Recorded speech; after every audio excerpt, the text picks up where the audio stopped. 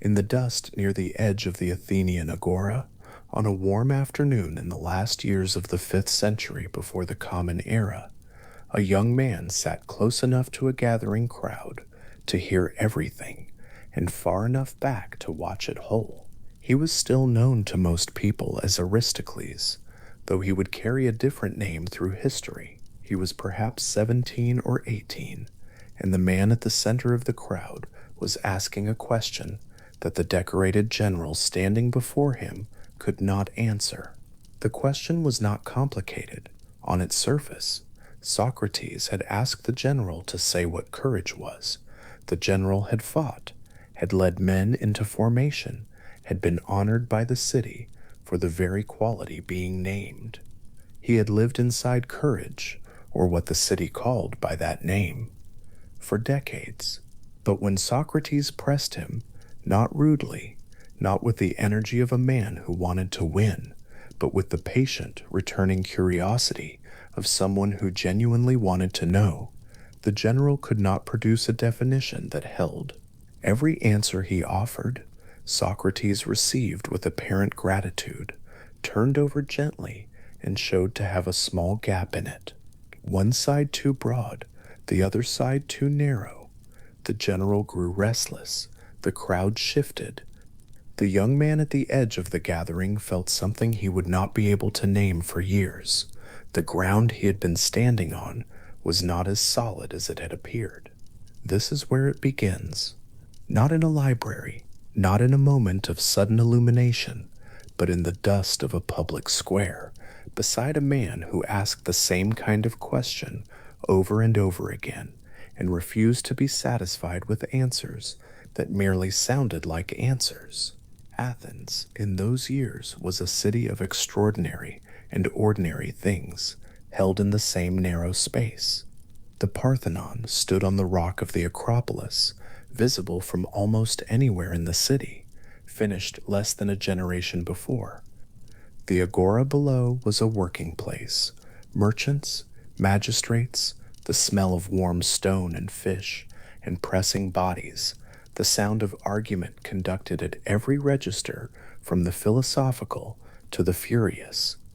Into this particular afternoon came Socrates, as he came into many afternoons, looking for someone who believed they knew something and was willing to be questioned about it.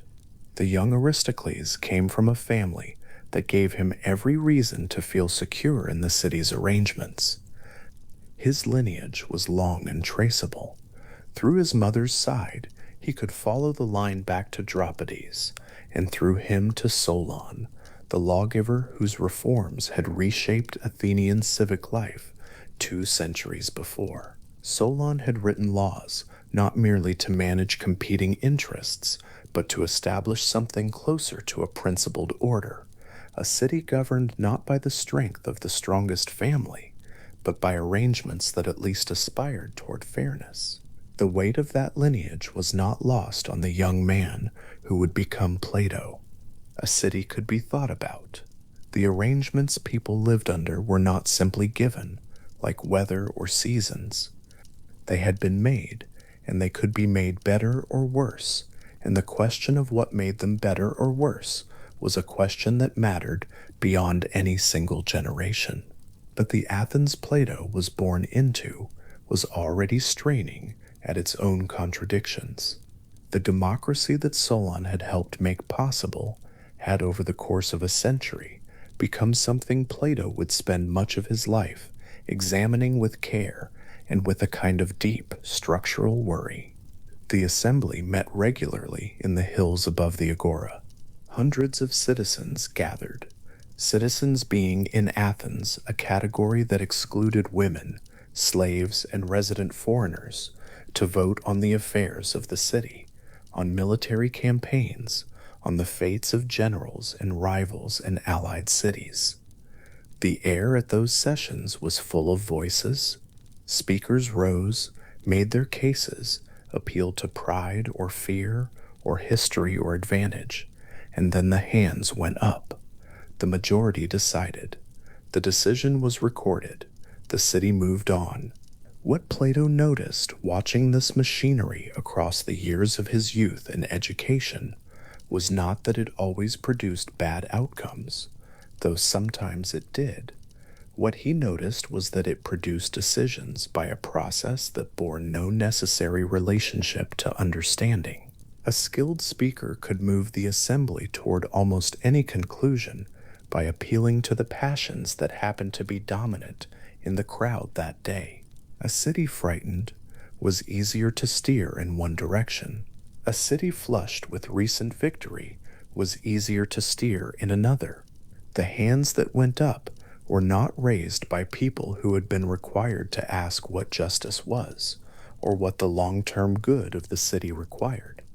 They were raised by people who had been persuaded, and persuasion, as the sophists had made into a profession, and as the great political operators had made into an art, was a technique entirely separable from truth. Solon had tried to build a city on principle. What Plato watched being built instead was a city on opinion, shifting, subject to manipulation, structurally incapable of distinguishing between the voice that told the truth and the voice that merely sounded true.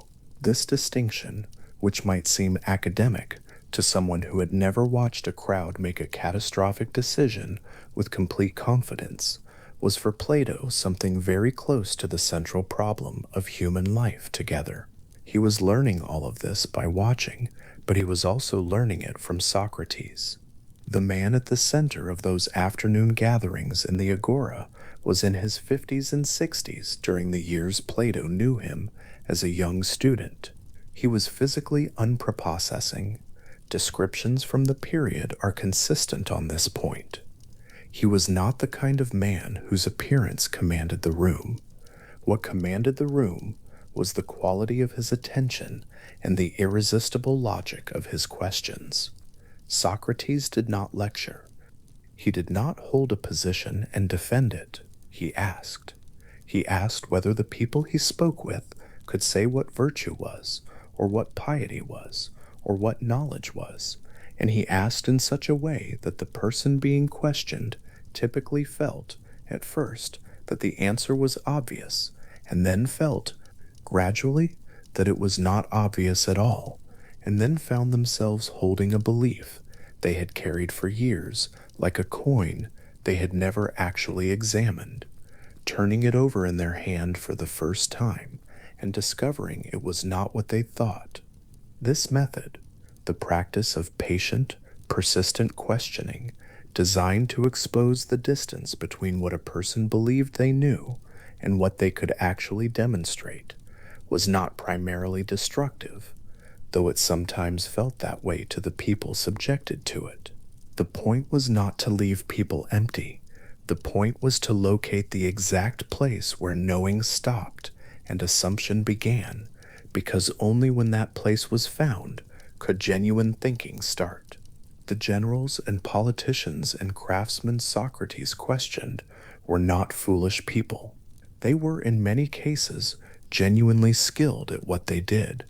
But skill at a thing and understanding of a thing are not the same, and Socrates, in his particular patient way, had made it his life's work to keep that distinction in view. For the young man watching from the edge of the crowd, this was not merely interesting. It was something closer to a reorientation. He had grown up in a family with a long tradition of civic engagement, a tradition that assumed the best kind of life included a role in the city's governance, that the aristocratic lineage he carried was connected to a certain kind of responsibility. But Socrates was raising a prior question. Before asking who should govern, Socrates was asking what governing was for. Before assuming that the experienced general understood courage because he had practiced it, Socrates was asking whether experience produced understanding or merely habit. These were not comfortable questions in a city that ran on the assumption that certain people already knew what they were doing. Athens in this period was also a city shaped by war in ways that are easy to state and harder to fully hold. The long conflict with Sparta and its allies, decades of campaigns, evacuations, plague, interrupted agriculture, and the particular grief of a city that had sent its sons out repeatedly and received them back, changed or not at all, had altered the texture of everything. Plato was born around 428 BCE, 3 years into what would become a 27-year war. He grew up inside it. The city he knew as a young man was not the confident, expanding city of the mid-5th century.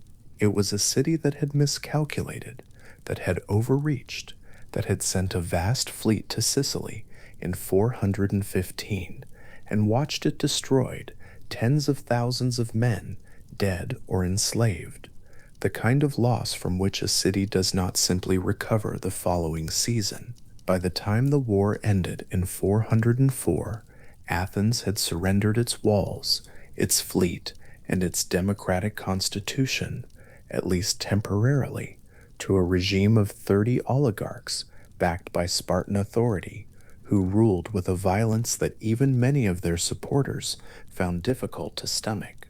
The democracy that returned after the oligarchs were overthrown was not the same as what had preceded them, though it carried the same name and operated through the same institutions. Something had been exposed.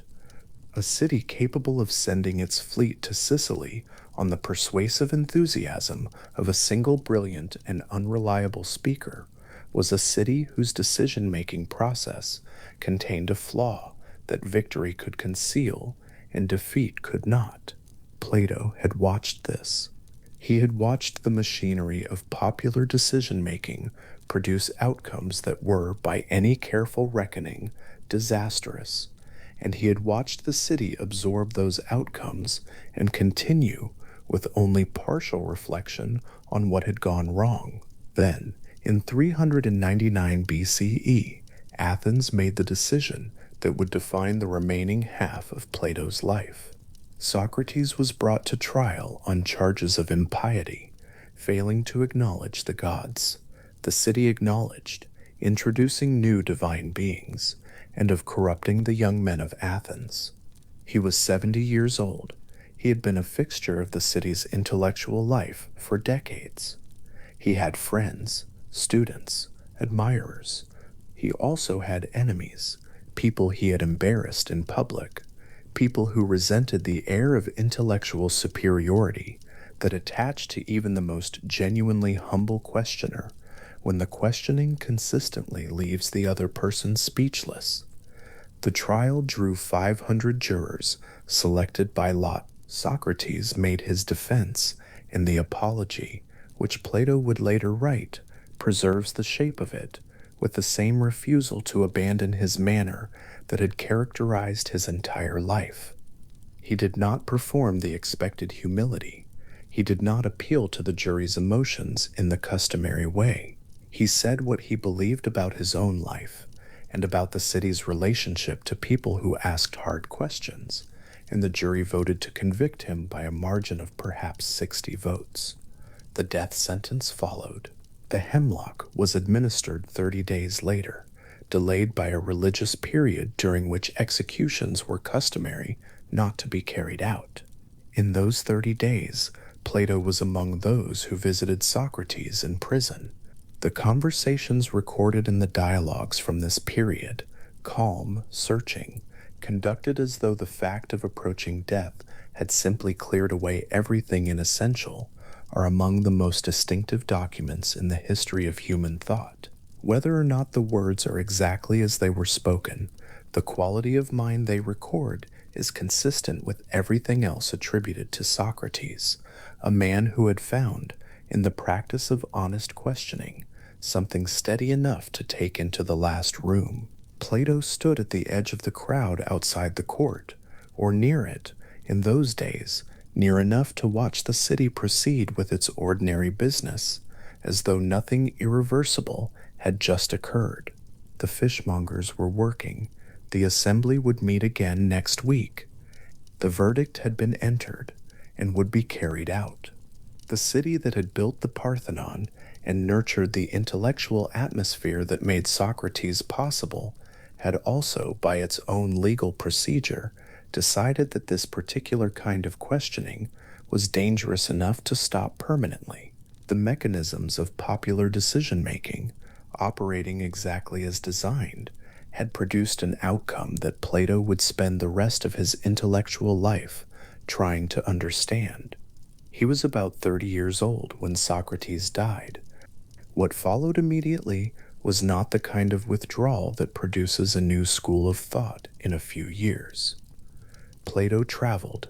He went to Megara, where other students of Socrates had gathered. He went, eventually, to Italy and Sicily, where he encountered the mathematical philosophy of the Pythagoreans, a tradition that had for generations been exploring the relationship between numerical structure and reality, that had found in mathematics a kind of knowing that seemed qualitatively different from ordinary sensory experience. Numbers did not change. The relationship between the sides of a right triangle was not subject to the weather or the mood of the assembly.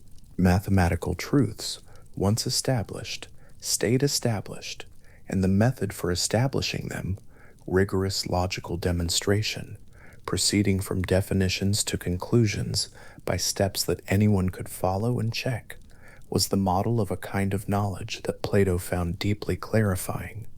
He also went to Syracuse, where he had hoped, perhaps naively, to put some version of his philosophical convictions about governance into practice. The ruler there was Dionysius I, a powerful and volatile man with little interest in being educated by an Athenian philosopher.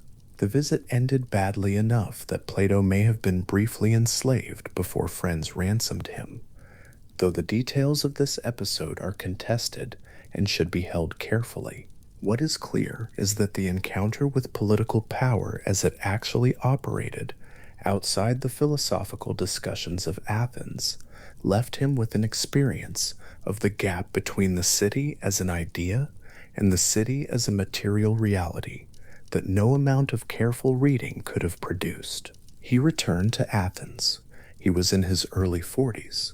He had the shape of something in his mind, not a completed doctrine, but a set of questions and their interconnections, a sense of the kind of inquiry that was needed and the kind of community that inquiry required.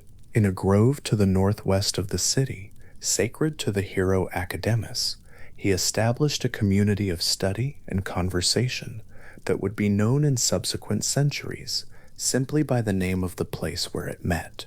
The academy was founded around 387 BCE, and it would continue in various forms for nearly 1,000 years. The grove of Academus had the quality of a place slightly apart from the city. The olive trees there in the late afternoon cast long shadows across open ground, the kind of shadows that lengthen slowly and shift as the sun moves, drawing dark lines across the pale dust that were different every hour. Plato gathered students around him on stone benches in that shade, and what they did was not lecturing in the modern sense. They questioned, they demonstrated, they worked through geometrical problems by drawing figures in the earth, and then argued about what those figures were really about, whether the circle scratched in the dirt was the object of their interest, or merely a tool for thinking about something the dirt could not hold. A circularity that existed nowhere in material form, but was nevertheless the thing that all physical circles were attempting to be. The academy attracted people from across the Greek world. It became an institution with a curriculum that included mathematics, arithmetic, geometry, astronomy, harmonics, and dialectic, the rigorous philosophical questioning that Socrates had practiced in the agora, but that Plato now wanted to systematize, to give a structure that would protect it from the accidents of a single genius's biography. What Socrates had done in conversation, Plato wanted to make into something that could be taught, that could be passed on, that could survive the death of any particular practitioner. The institutional impulse behind the academy was not bureaucratic, it was philosophical. Plato had understood, in the years after Socrates died, that genuine knowledge could not be pursued alone, and could not be pursued in the middle of a marketplace or an assembly where the pressures of reputation and audience were constantly present. It required a protected space, a community of people with shared commitments, enough distance from the demands of daily civic life to allow the longer kind of thinking that hard questions required. The grove of Academus provided that distance. The olive trees and the stone benches and the geometric figures in the earth were not decorative. They were the material conditions of a certain kind of inquiry. Among the students who came to the academy in its later decades was a young man from Stagira in northern Greece who arrived at the age of 17 and stayed for 20 years. His name was Aristotle. He came as a student and eventually became a colleague, a brilliant and restless presence whose relationship to Plato's ideas was never simple acceptance but always engaged disagreement, the kind of disagreement that comes from taking a position seriously enough to push back on it from within its own terms. When Plato died, Aristotle did not inherit the academy. He eventually founded his own school, the Lyceum, and built a philosophical system that departed from Plato's in significant ways, particularly on the question of where reality was located. For Plato, the real was the unchanging and universal, and the particular things of sense were shadows of it. For Aristotle, reality was embedded in particular things themselves, and the universal was abstracted from them rather than prior to them. Two of the most powerful and enduring intellectual frameworks in Western thought grew from the same conversations, in the same grove, between a teacher and a student who disagreed about something fundamental. But Aristotle was the student, and the academy was Plato's, built from the wreckage of a specific historical moment, the moment when the city that had produced Socrates had decided by majority vote that it did not want Socrates. The academy was not built from grief. Grief is not a sufficient material for lasting institutions. It was built from understanding, the specific understanding that Plato had arrived at through decades of thought, that the problems he had watched destroy the city's judgment were not accidents, were not the result of having the wrong people in charge, were not fixable by better laws or better rhetoric or better generals. They went deeper than any of those surface arrangements. They were problems of knowledge. The city voted badly, in Plato's account, because its citizens did not know what they were doing in any philosophically meaningful sense. They had opinions, preferences, traditions, loyalties. But opinion is not knowledge, and a city that governs itself by opinion is structurally vulnerable in a way that all the temporary successes in the world cannot cure. What was needed was a different relationship to knowing itself. What Socrates had done in the Agora was point at that difference, the difference between the general who had spent his life in the practice of courage and could not say what courage was, and the hypothetical philosopher who could not only say what it was, but trace the reasons why that definition held. The academy was Plato's attempt to build a community in which that second kind of knowing was cultivated deliberately, over years, through mathematics and dialectic, and the patient accumulation of rigorously tested understanding, not just for the sake of knowledge in the abstract, but because Plato believed, with the full weight of his experience, that the alternative, a world governed by people whose knowledge was actually opinion dressed in confident language, had a particular kind of ending, and he had been present for it.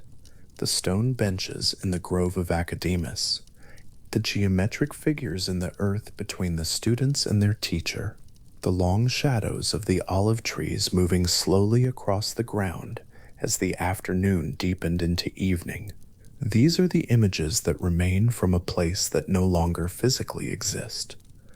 A community that has left no buildings but left something more durable.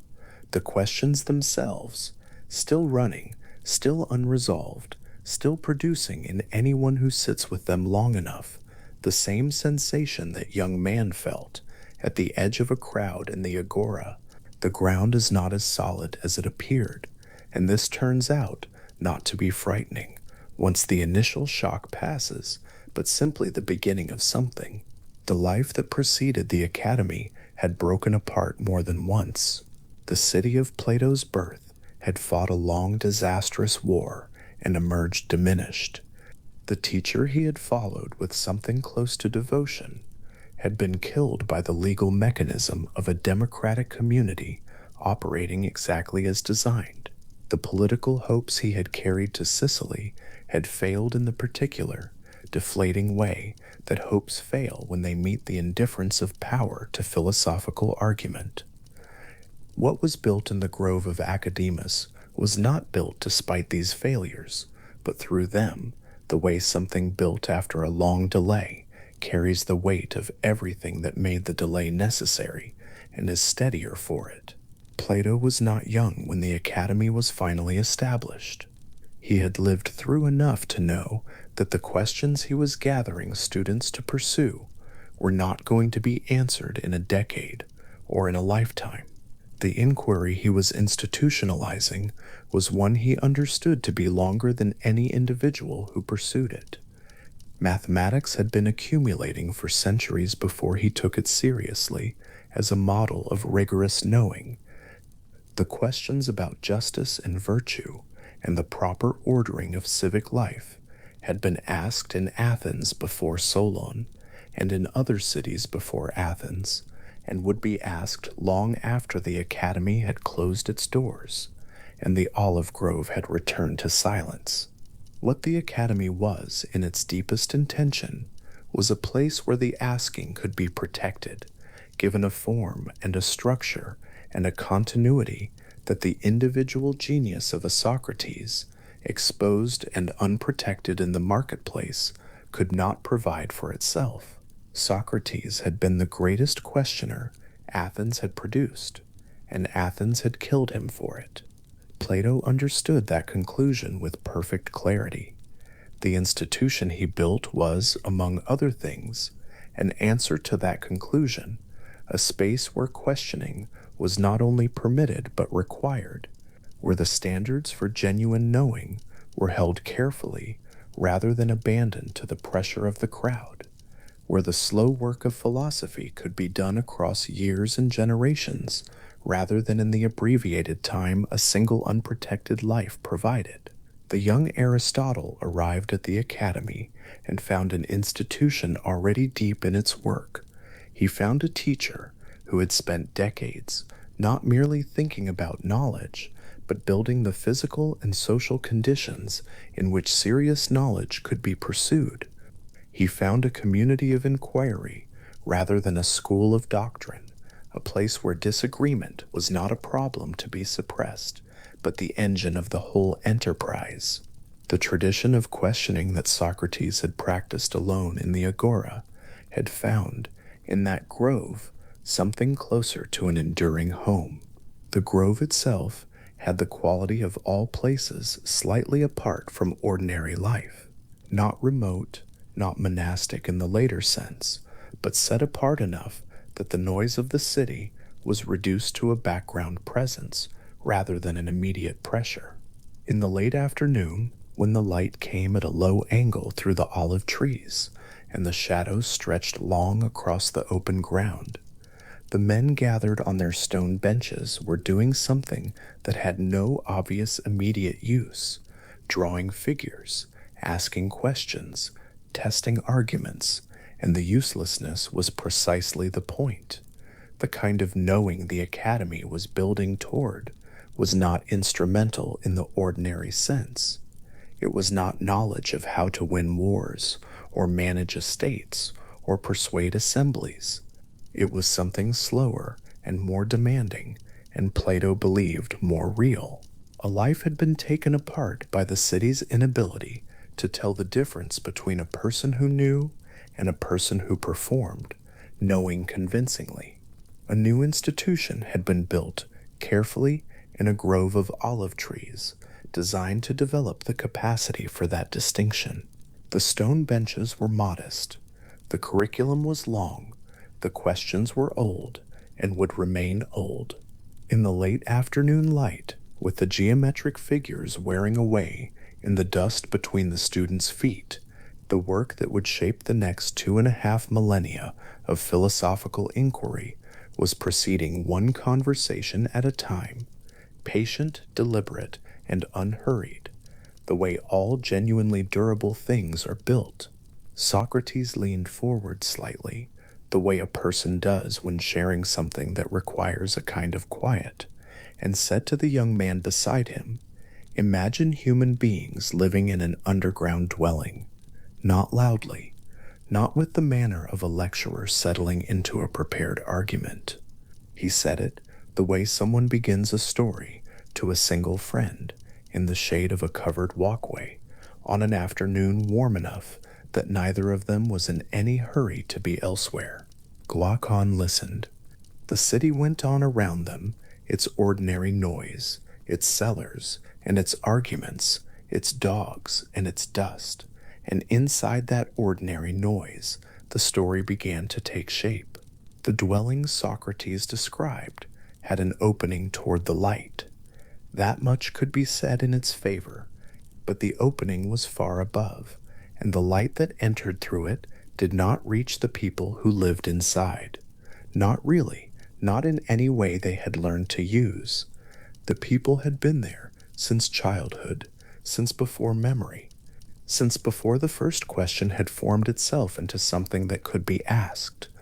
They sat facing the interior wall of the cave, and they had been arranged in that posture so long, with chains at their necks and legs holding them perfectly still, that the wall ahead of them had become, for all practical purposes, the world. Behind them, though they could not see it, a fire burned. It burned at some distance back, raised up from the floor of the cave, its light throwing itself forward over their heads and onto the stone ahead of them. And between the fire and the prisoners, along a low wall running the width of the space, there moved a slow parade of figures. Some carried objects, cut shapes, animal forms, the outlines of human beings, wooden and stone, and sometimes other materials, and the firelight threw their shadows past them and past the low wall and onto the smooth rock where the prisoners sat watching. The shadows moved. They flickered and shifted with the quality of the fire. They were not random. There was a pattern to what appeared, a rhythm to the procession, and the prisoners had been watching long enough, with enough uninterrupted attention, that they had become very good at reading it. They had names for the shapes. They had learned to predict what would come next, which form would follow which cluster of shadows tended to arrive together, and which appeared alone. The shadow of what was, in fact, a cutout of a horse would pass across the wall, and a prisoner would say horse, and the word was not wrong, exactly, but the word was not touching what the word claimed to be touching either. The shadows were images of things that were themselves, not the real things. This is the detail worth holding. The objects carried along the low wall were not living horses, or living trees, or living people. They were already one remove from the world above the cave, already copies, already shaped by someone's hands, from materials that were themselves already at a distance from whatever a horse or a tree truly is. And the shadows were the images of those copies. The prisoners in the cave were not merely cut off from the real world. They were twice removed from it, living at a depth of imitation so complete that the word imitation had lost all of its meaning. For you cannot know you are living among copies if you have never encountered an original. If copies are all there is, then copies are the world. One of the prisoners had become very skilled at this. Over the long years of watching, he had developed a sensitivity to the shadows that the others lacked. When a particular silhouette appeared at the left edge of the wall and began its slow crossing, he could name it before any of the others had resolved the shape, a fraction of a second ahead, his voice arriving first, certain and precise. The others deferred to him. When a new combination of shapes appeared that none of them had catalogued before, it was to him that they looked. He had won prizes in whatever way prizes are given, in a place without hands free enough to give them. He was, by every measure available inside the cave, the wisest person in that community, the most knowing, the most reliable, and his knowledge, complete as it was within the only world he had been given to know, had never once made contact with the thing it described. Socrates told it slowly. The shade of the stoa was long enough in the afternoon that there was no reason to rush. Glaucon listened without interrupting, which was not always his habit, because the story had the quality of something that arranges its own audience, a logic so patient and so layered that impatience would have cost something. Then the story shifted. One of the prisoners is released. Plus, wait, Socrates did not explain how, or by whom, or on what occasion. The detail was not the point. What mattered was the sequence of what followed. The chains were loosened. The neck, which had been fixed in one direction since the prisoner could remember being in any direction at all, was free to turn, and it turned. The pain of it was immediate. Not the pain of injury, but the pain of the body, resisting a motion it had never been asked to make. The specific sharp discomfort of turning towards something it had never faced. The fire, which the prisoner could now see for the first time, was not what he had imagined the source of light to be. Or rather, he had not imagined a source at all, because the light of the shadows had always simply been there, the way the air is there, without origin or alternative. Now the fire was visible, bright, irregular, alive in its movement, not the steady reflected light of the wall, but something larger and more immediate, and the prisoner flinched. The instinct was to look away. The instinct was to find relief in the familiar direction, to let the neck carry the head back toward the wall, where the shadows still moved in their patient procession, where the eyes would not have to work so hard, where everything was known and nameable. Socrates made no judgment about this. The instinct was accurate to what the body was experiencing. The pain was real.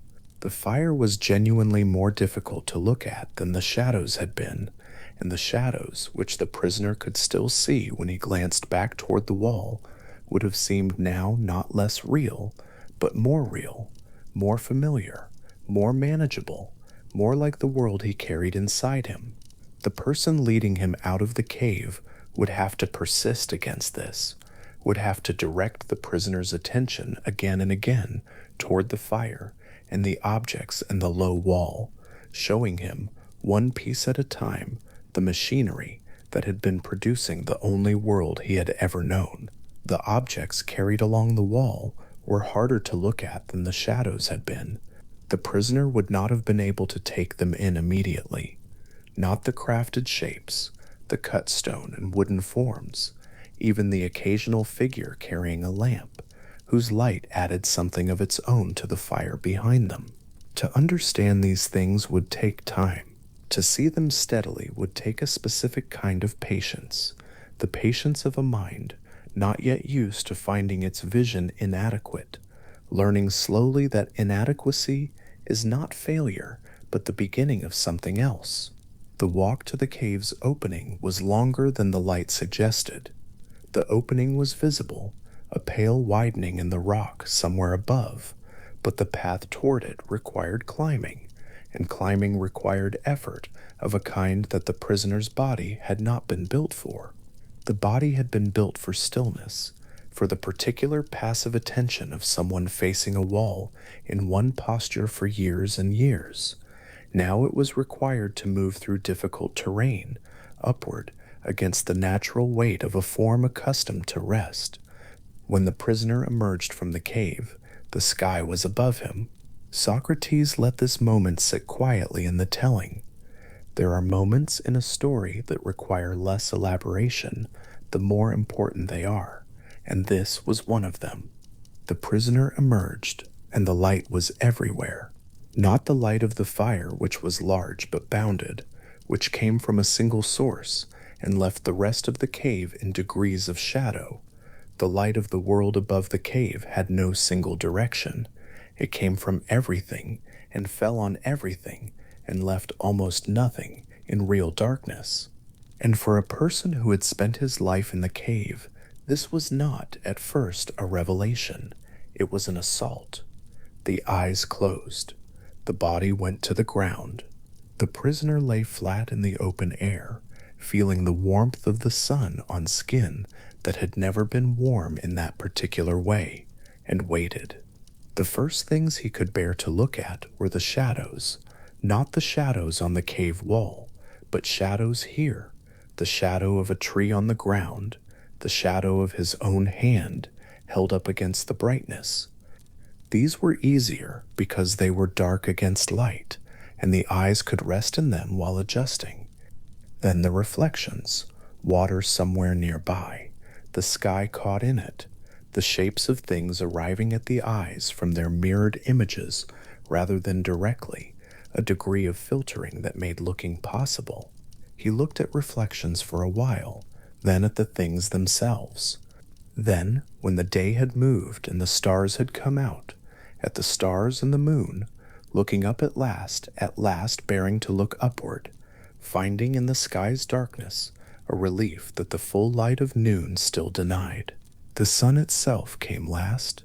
Not by looking at it directly, the eyes would not have allowed it, not yet, but by recognizing it from its effects, understanding gradually that the light that made all the other things visible was coming from somewhere, that somewhere was the sun, and that the sun was not merely another object in the visible world, but the reason any of it was visible at all. The sun made the seasons. The sun governed the years. Everything that grew or moved or was warm owed something to it. And understanding this, not as a thought, but as a lived recognition, as something the body and the eyes knew, because they had been through the long, slow work of arriving at it, changed something in the prisoner in a way that no description could fully reach. Socrates did not linger here with any theatrical quality. The sun was reached, and the knowing of it was real, and there was something right about that. But the story was not finished. The story, in a way, was only now arriving at its most difficult part. The prisoner went back. This is what Socrates told Glaucon, and it is worth staying with for a moment, because it might have seemed otherwise. Someone who has spent years climbing toward the light, who has arrived finally at the ability to look at the sun, who has spent time in the open world where real things grow and move and are warm, why would that person go back? What would pull them back toward the cave, the fire, the low wall, and its procession of carried shapes? Plato was clear that the philosopher, having seen clearly, would not choose to return. The return would have to be required. The philosopher would have to be compelled. And Plato was equally clear that the philosopher would resist this, at first, because the return involved losses, real ones, felt ones, that the prospect of civic duty did not easily answer, but return the prisoner did, and the descent was harder than it might have looked from above. The eyes had been reshaped by years of looking at the sun, adjusted to a quality of light that the cave could not provide. Coming back down, the darkness of the cave was now the difficulty, the thing the eyes refused, the thing that made the body stumble and the hands reach for walls. What had been the prisoner's native element, the dim firelit interior of the underground dwelling, was now opaque to him. He came back in, and he could not see. The other prisoners could see perfectly. They had not gone anywhere. They had remained in the only posture they knew, and the shadows still moved in their familiar rhythms, and the expert among them was still calling out the names of shapes, a fraction of a second before the others. And now this person arrived, stumbling, reaching, unable to make out the shapes on the wall, and began to tell them something about what was out there, about a world that existed beyond the cave's opening, a world in which there were real things, solid and warm and self-sufficient, a world in which the shadows on the wall were the products of a machinery none of them had ever seen, a world with a sun.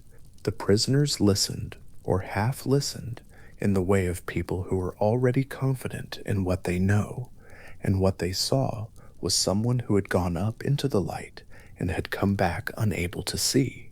This was the evidence, not the words he offered them, not the description of the world above, but the observable fact that he was worse at the one skill that mattered in this place, the reading of shadows, than he had been before he left. He had gone up, and it had ruined him. What kind of journey was that? What could he possibly have found that was worth coming back less capable than he had been? Socrates kept his voice level in the telling. The mockery in the cave was not a detail he dramatized.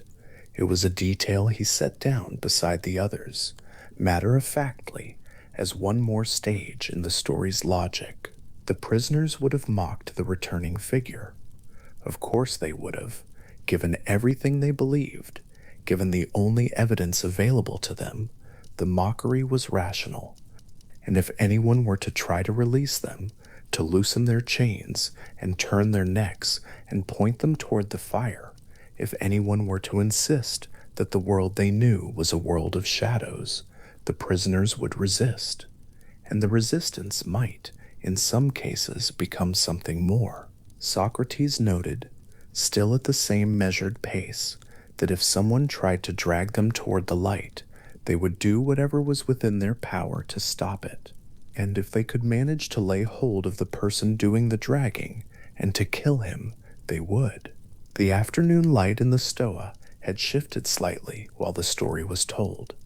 Glaucon was quiet for a moment, not the quiet of someone who had been confused, but the quiet of someone who had recognized something, had heard a story that settled into a shape already half-formed in his understanding, filling in the outline of something he had known without having words for.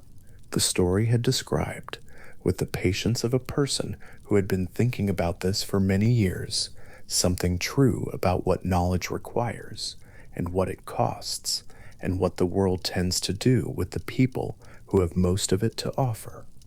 The cave was underground. This was not incidental. The cave was underground, and it had an opening, and the opening faced the light, but the light did not reach the interior without being carried, and what carried it was fire, and the fire was behind the prisoners, and not something they had ever turned to face. The arrangement was specific, which was part of its power. Every element of it was placed with care, the chains at the neck, the low wall, the fire at a particular height and distance, the objects carried by the figures who moved behind the wall and below the fire. Each element produced the next one. The fire produced shadows of objects. The objects were not real things, but already imitations. The shadows were imitations of imitations, and the prisoners were the beings who lived at the end of that chain of imitation, receiving its last and most attenuated output and calling it the world, twice removed. This is the detail the story asks the listener to hold. The shadows the prisoners watched were not merely dim versions of the real world. They were shadows of objects that were themselves already reproductions, already shaped by human hands from materials, already copies of something the craftsman was imagining but could not put into the object entirely, always falling short of the thing the object was supposed to be. And from copies of copies, the prisoners were asked to build a complete account of what exists, And they had done it. They had built something sophisticated and coherent and internally consistent. They had experts. They had a shared vocabulary. They had prizes for accuracy. They had a whole way of life organized around the faithful tracking of shadows, and it worked. It cohered. It was enough to live inside, as long as no one opened the question of what the shadows were shadows of. What Socrates was drawing, in the shape of this story, was an account of where most human beings spend most of their cognitive lives, not as an insult, not as a condemnation of the people sitting in the cave. The prisoners had not chosen their posture. They had been placed there since childhood, and childhood is not a time for demanding to inspect the epistemological foundations of one's surroundings. The habits of mind built in childhood are built slowly, deeply, and in a way that feels like knowledge, especially when they are something less than that. The prisoner who could name the shadows most quickly was doing something genuinely impressive. The skill was real. The problem was not the skill, but the distance between the skill and its object. The gap between calling the shadow of an imitation horse and knowing what a horse is. The ascent out of the cave moved in stages. This too was not incidental. Plato was a precise thinker, and the stages of the freed prisoner's emergence, shadows, reflections, objects, stars, the moon, finally the sun, were not a narrative convenience, but a careful account of how the mind actually moves when it moves upward, not all at once, not in a single dramatic illumination, but incrementally, each stage bearable, because the previous stage had already done some of the work of adjustment, each new level of light made possible by the endurance of the one before it. The eyes could not go straight from the cave wall to the sun. The journey between them required every intermediate stop, and each intermediate stop required time, real time, the slow time of the body and the mind adjusting together to a quality of light they had never received before. The stars were there in the middle of the ascent. This is an image worth holding quietly. The prisoner, who had recently been lying flat on the ground, eyes closed against the brightness, had eventually, through the long work of shadows and reflections and the gradual taking in of visible things in the ordinary light of day, arrived at a moment when he could look up, not at the sun, not yet, but at the night sky, where the stars were not asking the eyes to do something they could not do, where the darkness softened the light enough that genuine upward looking became possible. The prisoner looked at the stars, and they were real, not as real as the sun, not the source of everything, not the thing from which all the rest derived its existence and its knowability, but real, genuinely there, beautiful, in a way the shadows had never been, because the shadows had never been beautiful, they had only been familiar. There is something in the image of the prisoner looking at the stars that Socrates did not explain, but that the image carries anyway. The stars are ancient. The light arriving in the eyes of a person lying in an open field has been traveling for longer than any of the ideas that person holds, longer than any argument, any tradition, any careful accumulated knowledge. They are real in the way that things are real, which existed long before anyone was there to see them, and will exist long after anyone is gone. Looking at them is not the same as knowing what they are, not the same as the dialectical ascent all the way to the unhypothetical first principle of all things, but it is a different quality of looking than looking at shadows, and it produces, even in those who have just arrived at it from below, a different quality of quiet. The sun, when the prisoner finally arrived at an understanding of it, not by looking directly, but by tracing the effects of its light through everything it touched, was what Plato, in the conversation leading up to this story, had spent considerable care describing. It was not simply the brightest object in the visible world, it was the reason any of it was visible. The sun gave the things in the world above the cave their visibility, their colors, their warmth, their capacity to grow and be and last. Without the sun, there was no seeing and no thing to see. And what Plato had in mind, telling this story through the mouth of Socrates to the young man Glaucon, was something that worked the same way in a world the senses could not reach, a principle that gave to the intelligible things their existence and their knowability, the way the sun gave to the visible things their presence and their light. But all of that came after the cave. The cave was where the story had to begin, because the cave was where everyone began. The cave was not a place that needed to be condemned or escaped with urgency. It was simply the starting condition, the posture that childhood and habit and the unexamined life placed a person in before any question had been asked clearly enough to disturb the chains. And the allegory asked its listener not to feel contempt for the prisoners, not to feel superiority over the shadow expert with his prize-winning accuracy, but to recognize the cave as the shared starting point, the place from which ascent is possible if someone is willing to undergo the pain of turning. The freed prisoner, standing in the cave at the end of the story, was not triumphant. He was stumbling.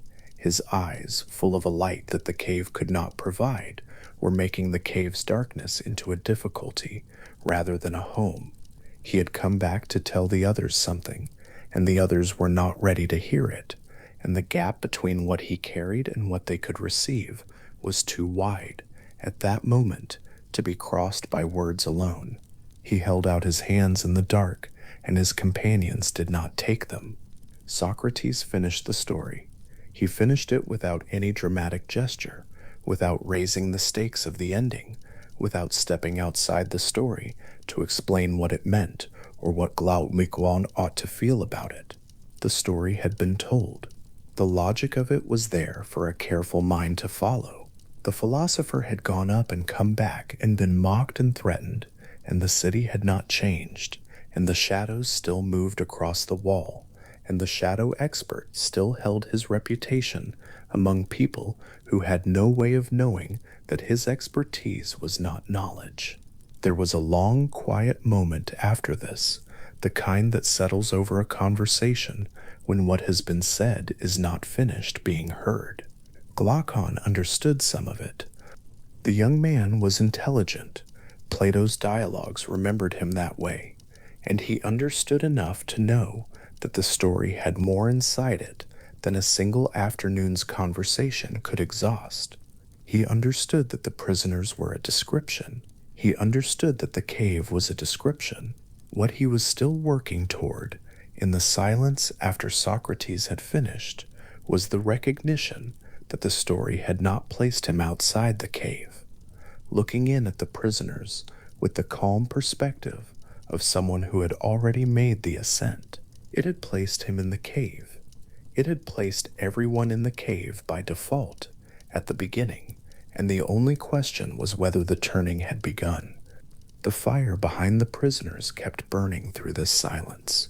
It burned in the story, and it burned in the imaginations of the two people sitting in the stoa's shade, and it cast its light over the objects moving along the low wall, and the objects cast their shadows onto the stone, and the shadows moved in their patient rhythms, and somewhere in the interior of the cave, the shadow expert was naming what he saw, still correct by every measure available to him, still receiving the approval of his companions, still entirely inside a world that was twice removed from the thing it claimed to contain. The image of the freed prisoner standing in the cave's darkness remained after the story ended, standing with his eyes still adjusted to a light that was not there anymore, surrounded by people who had not gone where he had been, holding something in him that the firelight of the cave could not illuminate and could not diminish, standing in the specific darkness of someone who knows something that the people around him are not yet asking to know. What Plato had made, in the shape of this story, was an account that could be understood on many levels at once, which is how the best accounts tend to work.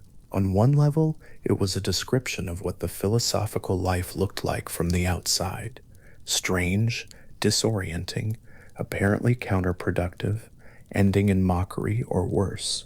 On another level, it was a description of what the philosophical life felt like from the inside: painful in its early stages, genuinely illuminating in its middle ones, and complicated in its social returns. The knowing person placed back in a world that was not organized around knowing, asked to work within constraints that her knowledge had made it harder, not easier, to accept.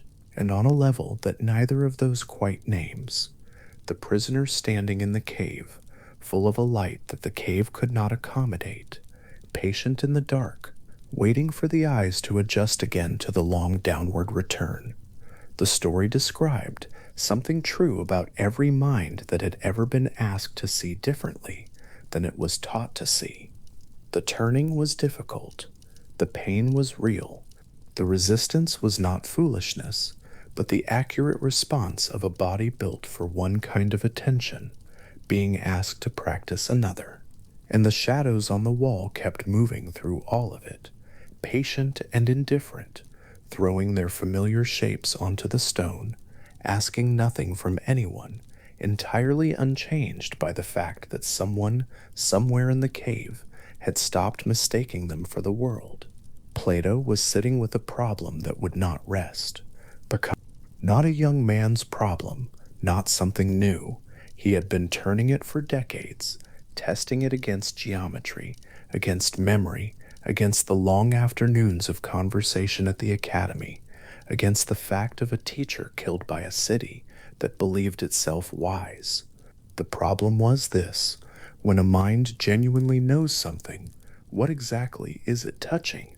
Not what it feels like to know, not the confidence or the clarity, but the object itself, the thing the knowing is of.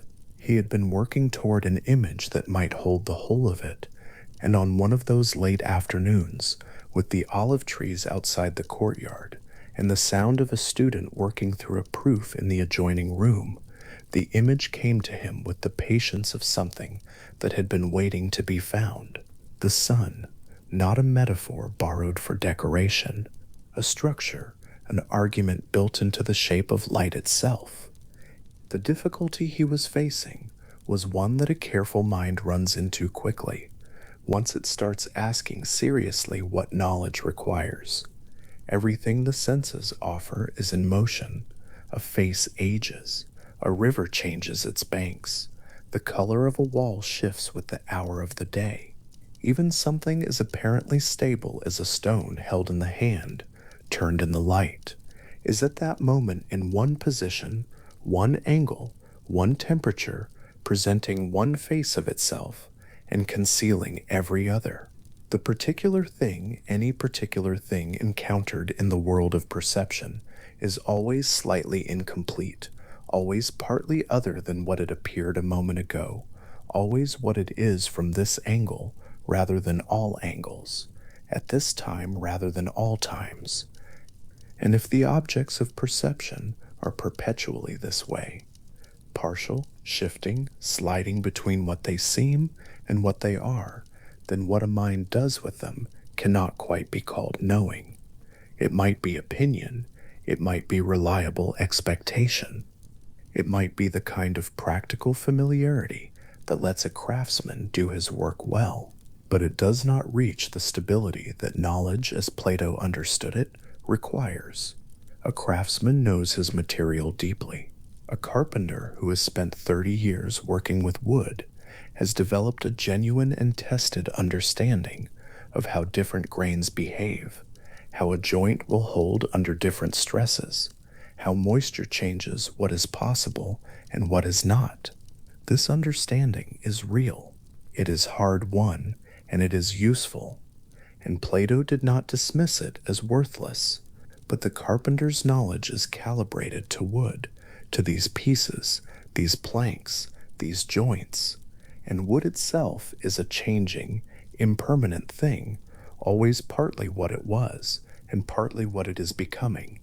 There is a further question that the carpenter's expertise leaves untouched, a question about the form beneath the material, not this bed, not the idea of this bed, but what a bed truly is, in the sense that makes all beds recognizable as beds, and not as chairs or altars. That question, Plato thought, is one the hands cannot answer. It requires a different instrument entirely. The word he used for what the senses give us was doxa. It is sometimes translated as opinion, sometimes as belief, and the translation matters less than the quality of the thing being named. Doxa is not random guessing. It can be consistent, coherent, well informed by experience. A skilled navigator who has spent a lifetime reading currents and weather has doxa of a very high order, almost never wrong, refined by decades of correction, capable of keeping a ship and its crew alive through difficult water. And still, Plato would say, the navigator's confidence is calibrated to a world of surfaces, of appearances, of the way the sky looks, rather than the structure behind why it looks that way. Doxa reaches toward the world that changes. What Plato called episteme, genuine knowledge, reaches toward what does not. The distinction is not merely a difference in how certain someone feels. The line Plato drew between opinion and knowledge was not a psychological line, but a metaphysical one. The objects of opinion and the objects of knowledge are not the same objects, apprehended with different degrees of confidence. They are different orders of reality entirely. To have doxa of something is to have a mind calibrated to the visible world, the world of particular things that come into existence and pass away, that are large from here and small from there, beautiful in this light and plain in another. To have a epistemical of something is to have a mind calibrated to a different order altogether, to the permanent, the unified, the unchanging, to things that simply are what they are, wholly and without qualification, regardless of angle or moment or the condition of the eyes that approach them. And what that kind of knowing requires, Plato was increasingly convinced, is not sharper perception, but a turning away from perception entirely, at least as a foundation, towards something the mind can reach only through its own disciplined activity. The forms are the objects of genuine knowledge. Each form is what it is completely and without division. The form of beauty is not beautiful in some respects, and not in others, beautiful to some observers, and less so to others. It simply is beautiful, purely and entirely, in a way that no particular beautiful thing has ever managed to be. The form of justice does not depend on who is looking, or what century they live in, or which city's laws they were raised under. It is what justice is, not an ideal that human institutions approximate with varying success, though that is part of what Plato is pointing at, but a structure of reality itself, as fundamental and as independent of human opinion as the ratio between the diagonal and side of a square. The craftsman who builds a bed is working from an image in his mind, some understanding of what a bed should be. But that image in the craftsman's mind is itself a copy of something more fundamental still. The bed that exists in the carpenter's workshop is a particular thing. The bed in the craftsman's mind is closer to the form. The form itself is what makes both recognizable as beds at all, and it exists in Plato's framework independently of any mind, any workshop, any need for sleep. A student at the academy once drew a circle in the dirt to help himself think through a problem in geometry. He drew it carefully, using a stick and his best effort at keeping his hands steady, and the result was a good circle by any practical standard, round enough for the purposes of the proof he was working through, close enough to a circle that anyone watching would have named it that without hesitation. But the student was aware as he drew it that the circle in his mind was different from the circle in the dirt. The circle in the dirt had a width, however small, to the line that made it. The circle in the dirt was slightly irregular at the far arc where his hand had shifted. The circle in the dirt would, if the wind came up, be scuffed back into plain ground by the end of the afternoon, leaving no trace. The circle the student was actually thinking about had none of these properties. It had no line width. It had no imprecision. It was not located anywhere and could not be destroyed, and it was not invented. The student was using it, refining his understanding of it, but he had not made it. It had been there, in whatever sense mathematical objects are anywhere, long before he thought about it, and would be there long after. Plato placed mathematics in a specific position in his account of knowledge, not at the bottom where the flickering world of sensory opinion lives, and not at the top where genuine dialectical understanding resides, but in the middle, in a third region that partakes of both. A geometer reasons about ideal objects rather than sensory ones.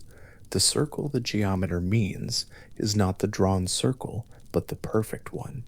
The triangle whose properties the geometer explores is the triangle as such, not this or that scratched approximation. In this respect, mathematical reasoning has left the visible world behind and is already operating in the intelligible one.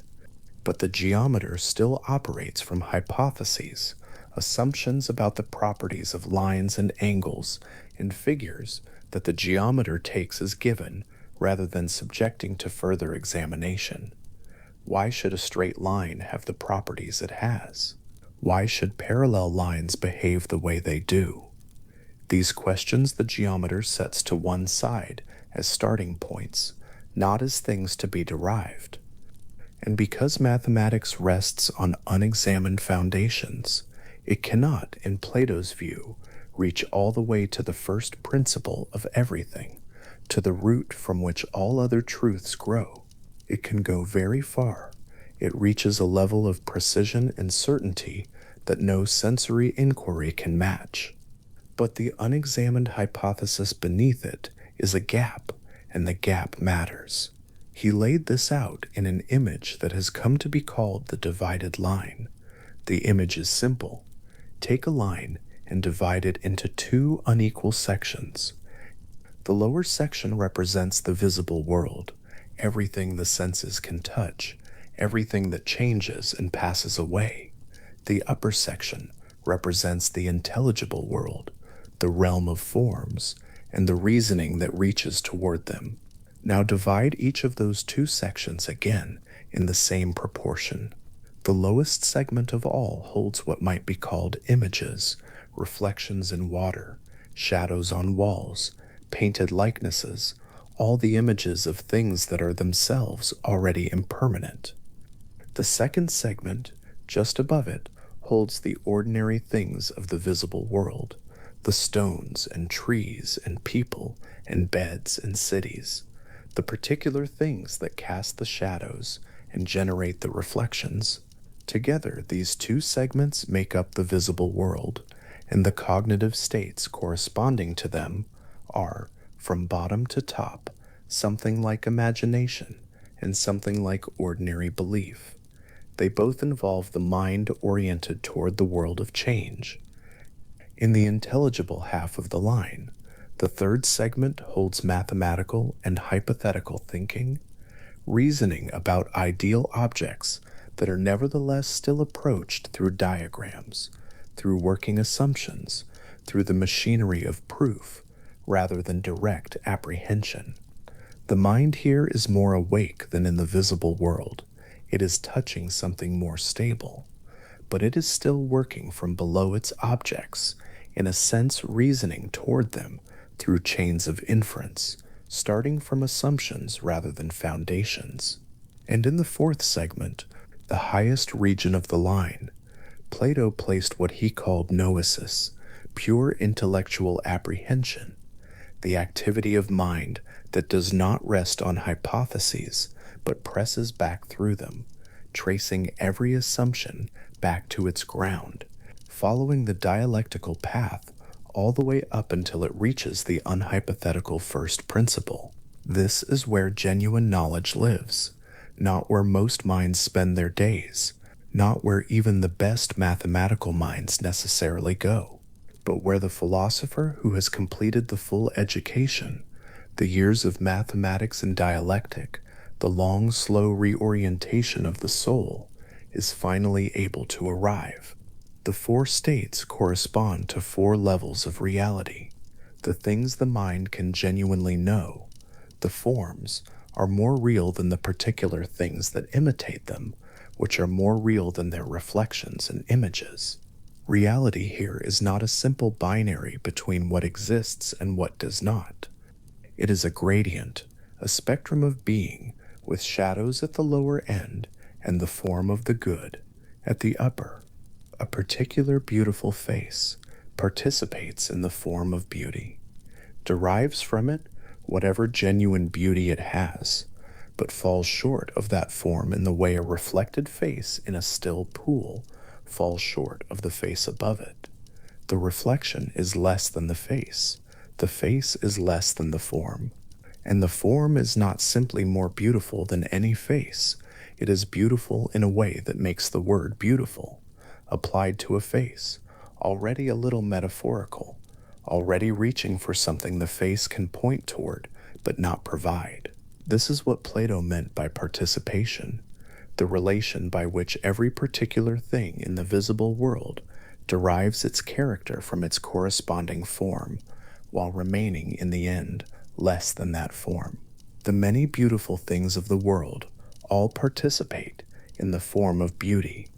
Each of them is beautiful because of what it shares with the form, because beauty as such is present in some measure in the curve of that neck, the angle of that evening light, the proportions of that building's colonnade. But not one of them exhausts the form. Not one of them is what beauty is, as opposed to merely having it. A thing might lose its beauty.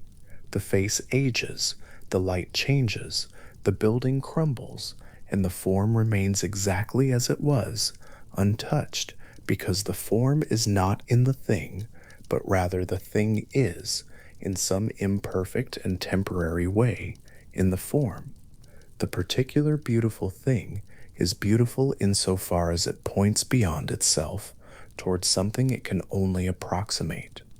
The philosopher's task, as Plato understood it, is to trace the path back, to move, through patient reasoning and careful attention, from the particular toward the universal, from the copy toward the original, from the world of flickering participation to the stable ground that makes participation possible at all. This is not a journey the senses can make. The senses are well designed for their own world, for the navigation of the visible, the practical, the immediately given. They carry a person through a life without obvious philosophical difficulty. But the moment one asks what beauty really is, not this beauty, not these beautiful things, but the thing itself that makes them beautiful, the senses go quiet. They have nothing more to offer. The question has moved into territory they were not built to enter, and the only instrument that can follow it there is reason. What Plato imagined as the end point of this ascent was not something a person could look at steadily. The sun cannot be stared at directly. One can look at the things the sun illuminates, or at reflections of the sun in water, or at the quality of light in the sky at the edges of day. One can reason about the sun from what it does, from the way it makes everything else visible, from the warmth it provides, from the rhythm of its presence and absence. But to look directly at it is to be overwhelmed by the very thing that makes vision possible. The form of the good is related to the intelligible world in exactly this way. It is the source of the being of all the other forms. Without it, they would have no reality, and it is the source of the intelligibility by which those forms can be known. It is what makes knowledge possible and what makes things real, the way the sun makes sight possible and makes the visible world what it is. It is not a form among other forms, something sitting alongside justice and beauty and equality in some catalogue of eternal objects. It is the ground from which they all rise. It is, in some sense, beyond the other forms, beyond being itself in the ordinary sense of that word, not absent or nowhere, but so fully present, so completely the source of everything real, that the ordinary categories do not apply to it without adjustment. To approach the form of the good through dialectic is to move through an education that Plato imagined in stages, each stage requiring the previous one to have been genuinely completed rather than merely passed through. Mathematics first. Years of it, arithmetic and geometry and astronomy and harmonics, not as practical skills, but as exercises in turning the mind toward the abstract, in accustoming the intellect to objects it cannot touch, in developing the habit of rigorous inference and the patience for working through something slowly without demanding that it be immediately useful. Then dialectic, the practice of question and answer, the sustained and honest examination of every assumption, the pressing back from conclusions to the premises of those premises, the willingness to follow the argument wherever it goes, even when it goes somewhere uncomfortable. And throughout all of this, a gradual reorientation of desire, learning to want truth more than comfort, understanding more than approval, the unchanging more than the flattering and the near. Plato did not think this was easy. He did not think it was common. He thought that the education he was describing would for most people feel like loss rather than gain in its early stages, a giving up of the familiar, a turning away from what the crowd values, a period of confusion and incompleteness that precedes any genuine arrival. The person who has begun the ascent is for a time less functional in the ordinary world, not more, less able to care about the prizes the cave offers, less skilled at the shadow reading that passes for expertise among those who have never seen the sun. This is the cost of the turning, and Plato was honest about it. The mind being reoriented is for a while not fully at home anywhere, no longer satisfied with shadows, but not yet capable of looking at the sun. This in-between state, this philosophical adolescence, can be long and disorienting, but it is not a condition to be avoided. It is what the ascent actually feels like from the inside. Think of a craftsman who has spent her whole life working with a single material, wool, say, or clay. She knows her material as well as anyone can know it. She knows its ranges and its limits, its resistances and its yields. Her hands have a knowledge that is older than her thinking about it, a kind of understanding built into the musculature of the work. Now ask her what clay truly is, not as a material for pots, not as a thing she works with, but as an object in itself, in its fundamental nature. She may not have thought about it. She may have answers that are practical and reliable, but the question itself, pushed far enough, moves into territory her hands cannot follow. It is not that she is ignorant in the ordinary sense.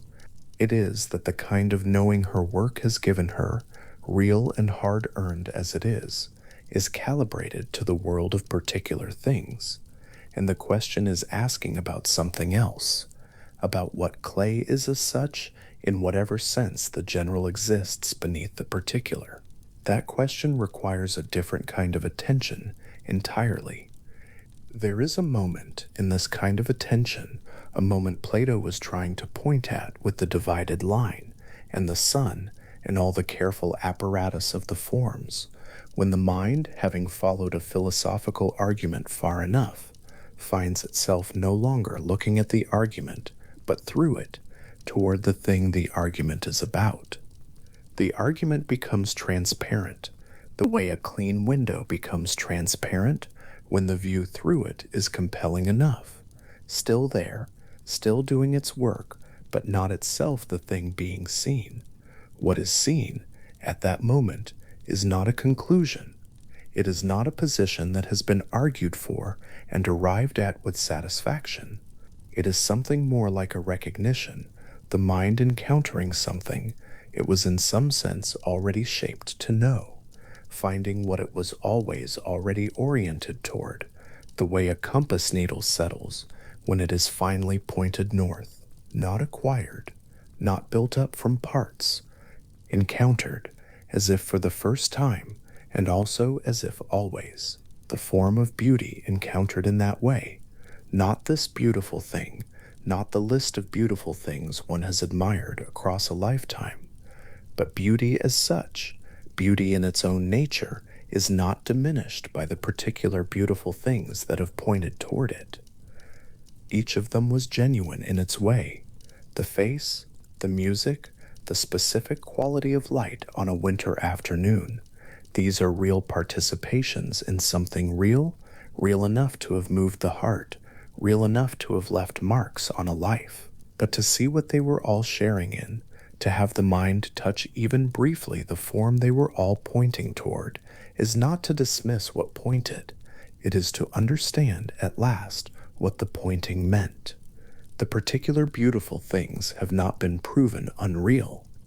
They have been revealed as more meaningful than they seemed, as windows rather than walls, as routes rather than destinations. The form of the good is harder to speak of.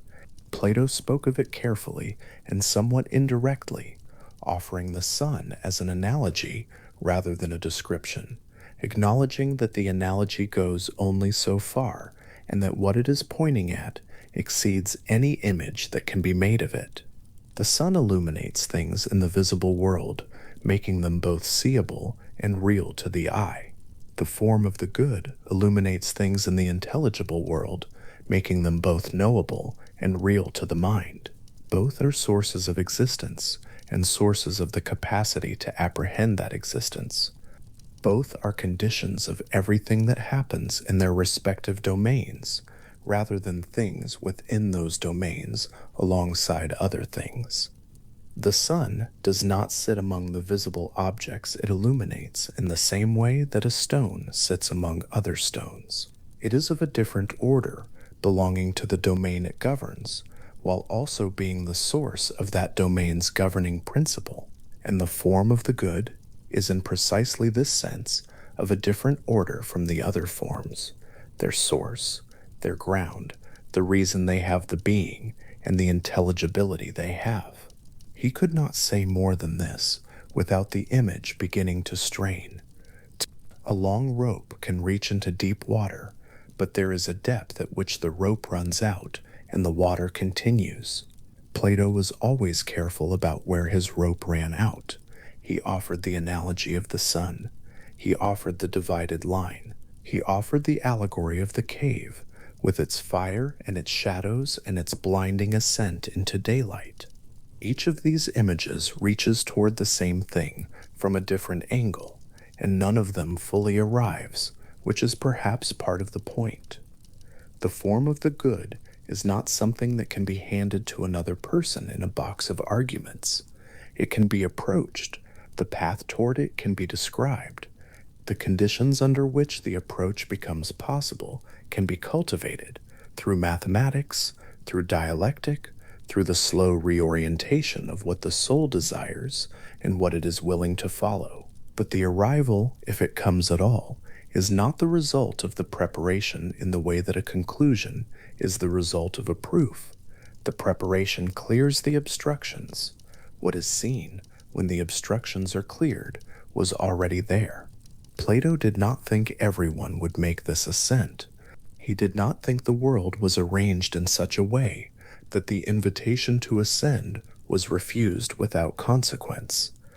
Some of the shadows on the cave wall are cast by objects of genuine complexity and interest, and it is possible to spend a lifetime learning to read them with great sophistication and to feel throughout that one is engaged with reality. The shadow expert, who can call out the names of shapes before others, who has developed through years of careful observation an ability to predict what the next shadow will look like, to understand the rhythms and patterns of what appears on the wall. This person is not stupid. This person has worked hard and achieved something real within the world the cave provides. The achievement simply does not extend outside the cave, and the cave, however spacious it may feel from inside, is bounded. The four states of mind that the divided line describes are not a judgment on the people who inhabit each level. They are a map of what is possible. Most people live in the lower regions, most of the time, not from stupidity, but from circumstance, from having been born in a particular place at a particular time, from having developed along paths that their society made available, from the simple human tendency to become fluent in whatever world one inhabits first, and to mistake that fluency for knowledge of the whole. The person who studies mathematics has already moved upward, already begun the reorientation, already found a domain in which the mind works with ideal objects rather than sensory ones. The person who practices genuine dialectic, who does not merely argue to win, but follows the question wherever it leads, pressing back through assumptions rather than resting on them, has moved further still. The distance between the lowest region of the line and the highest is the distance between the flickering cave wall and the open sky. The steps between them are real steps, requiring real effort, and they do not all look the same, or feel the same, or produce the same difficulties, but they are steps on a continuous path, and the path is open. What the path opens onto, at its end, is not a single blinding moment of arrival, and then nothing further, not a peak reached, conquered, and left behind. The form of the good does not diminish once seen. It does not explain itself fully in a single encounter and then retire. Those who have approached it, who have glimpsed through the long work of dialectic something of what the intelligible world holds, find that the glimpsing changes the texture of everything else. The particular beautiful things do not become unimportant. The world of change and passage does not become irrelevant. It becomes instead more fully understood, seen for what it is, seen in its relation to what it points toward, seen with the patience that comes from having some sense of what lies behind the appearances. The world is not left behind. It is seen more clearly. The light that makes it visible is no longer taken for granted. Plato held all of this with a certain calm. Not complacency, the question of what knowledge really requires, of what the mind is actually capable of when turned fully toward its objects, is not a question that settles easily, and he knew it. But the kind of restless urgency that sometimes attends a new discovery was not his register for this material. He had lived with it for a very long time. He had tested it against everything he knew, and what remained was not the excitement of an insight, but something steadier, the particular composure of a mind that has organized itself around a large and difficult truth, and found in that organization a livable home. The forms were not exciting to him in the way a clever argument is exciting. They were more like the ground beneath his feet, something he could reason from rather than toward, something that had become through long acquaintance part of the structure of his thinking. The line that divides the visible world from the intelligible one is not, in the end, a wall. It is a threshold. The objects on the intelligible side cast their light downward, and the things of the visible world borrow from that light without knowing it. Every beautiful face that has ever moved anyone participates, however faintly, in something that does not age and does not pass.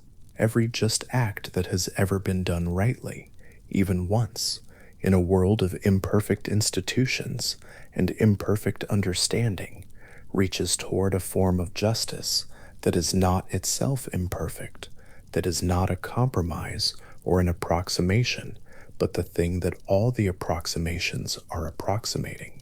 The world of shadows is not a different world from the world of light. It is the world of light seen through a heavy obstruction, real light arriving from a real source, bent and scattered by the material through which it passes, but not therefore unreal, not therefore unworthy of attention. The shadows on the wall have always been cast by something.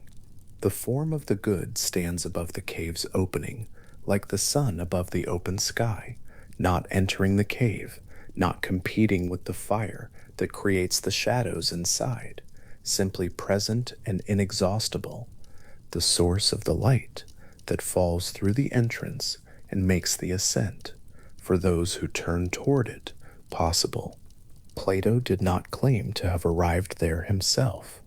He described the path with the care of someone who had walked it far enough to know it was real, who had seen enough of the light to be sure the direction was right, and who had spent the remaining years of his life building a place where others could begin.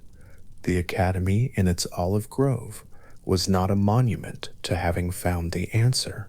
It was an institution built on the conviction that the question, what does a mind genuinely know, and what does genuine knowing require, was worth the full labor of a serious life.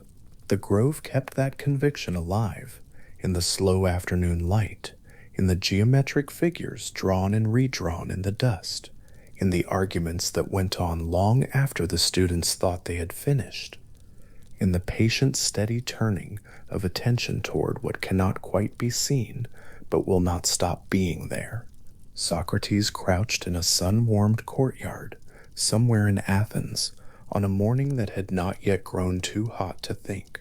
Before him, a boy who had never studied geometry, a slave belonging to Meno, brought along as an afterthought, present at a philosophical demonstration he could not have anticipated, sat with his hands open in his lap, watching the old man smooth a patch of dirt with one careful palm.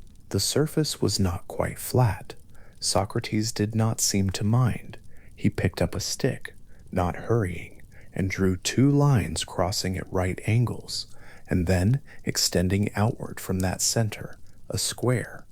He asked the boy a question, not a question designed to expose or humiliate, but the kind of question that only works when the asker genuinely wants to know the answer, the kind that leaves room, open room, for the other person to step into. The boy looked at the square. He gave an answer. He was wrong, but Socrates did not say so. He asked another question, and another, each one following the last, the way one step follows the next, on a path the walker did not know was there. The courtyard was quiet except for the distant sound of the city.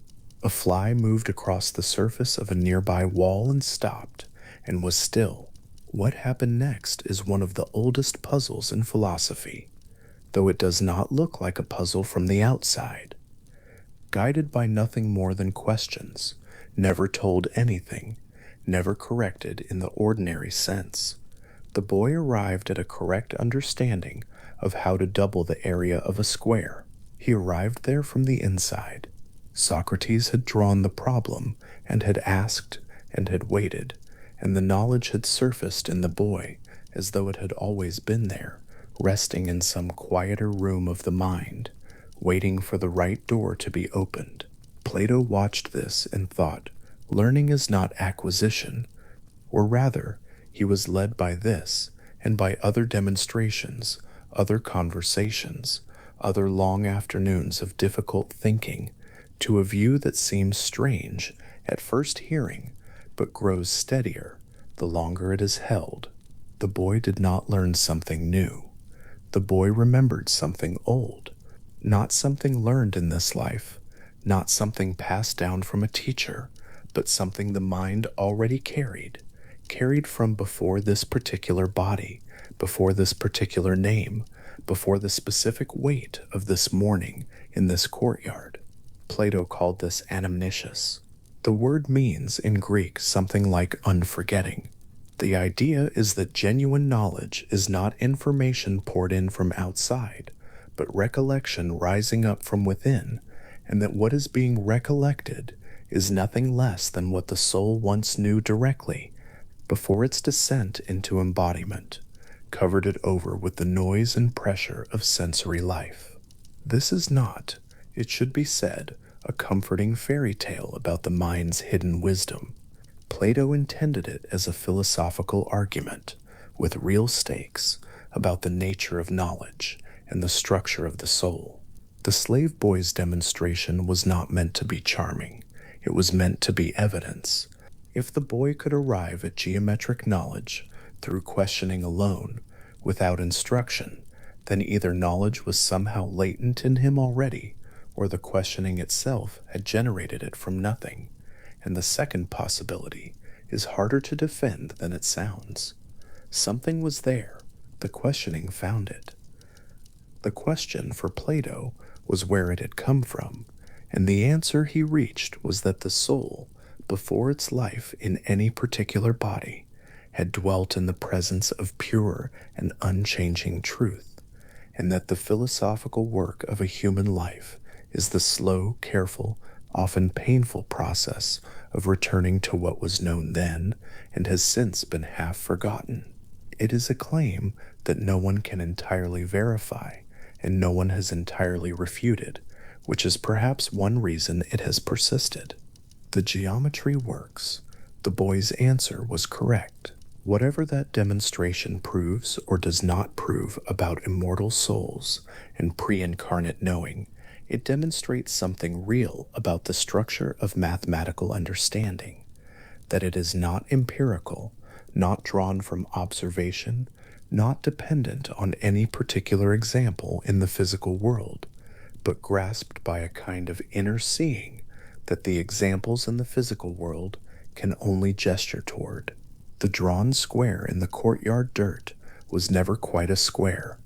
The square the boy was thinking about was something else entirely, and that something else, precise, perfect, existing nowhere in the sensory world but available to the mind as though it were more real than stone, is the beginning of the philosophical territory Plato spent his life mapping.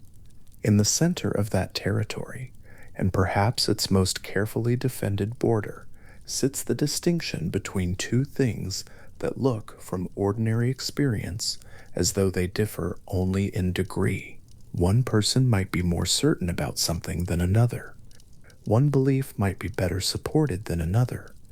This is how doxa and episteme can seem, from outside, a spectrum of more and less confidence, running from idle opinion at one end to rigorous knowledge at the other. But Plato's claim is more radical than that, and the radicalism is where the argument becomes genuinely strange. For him, opinion and knowledge are not different points on the same line. They are oriented toward different objects entirely. Opinion is not knowledge of a lower quality.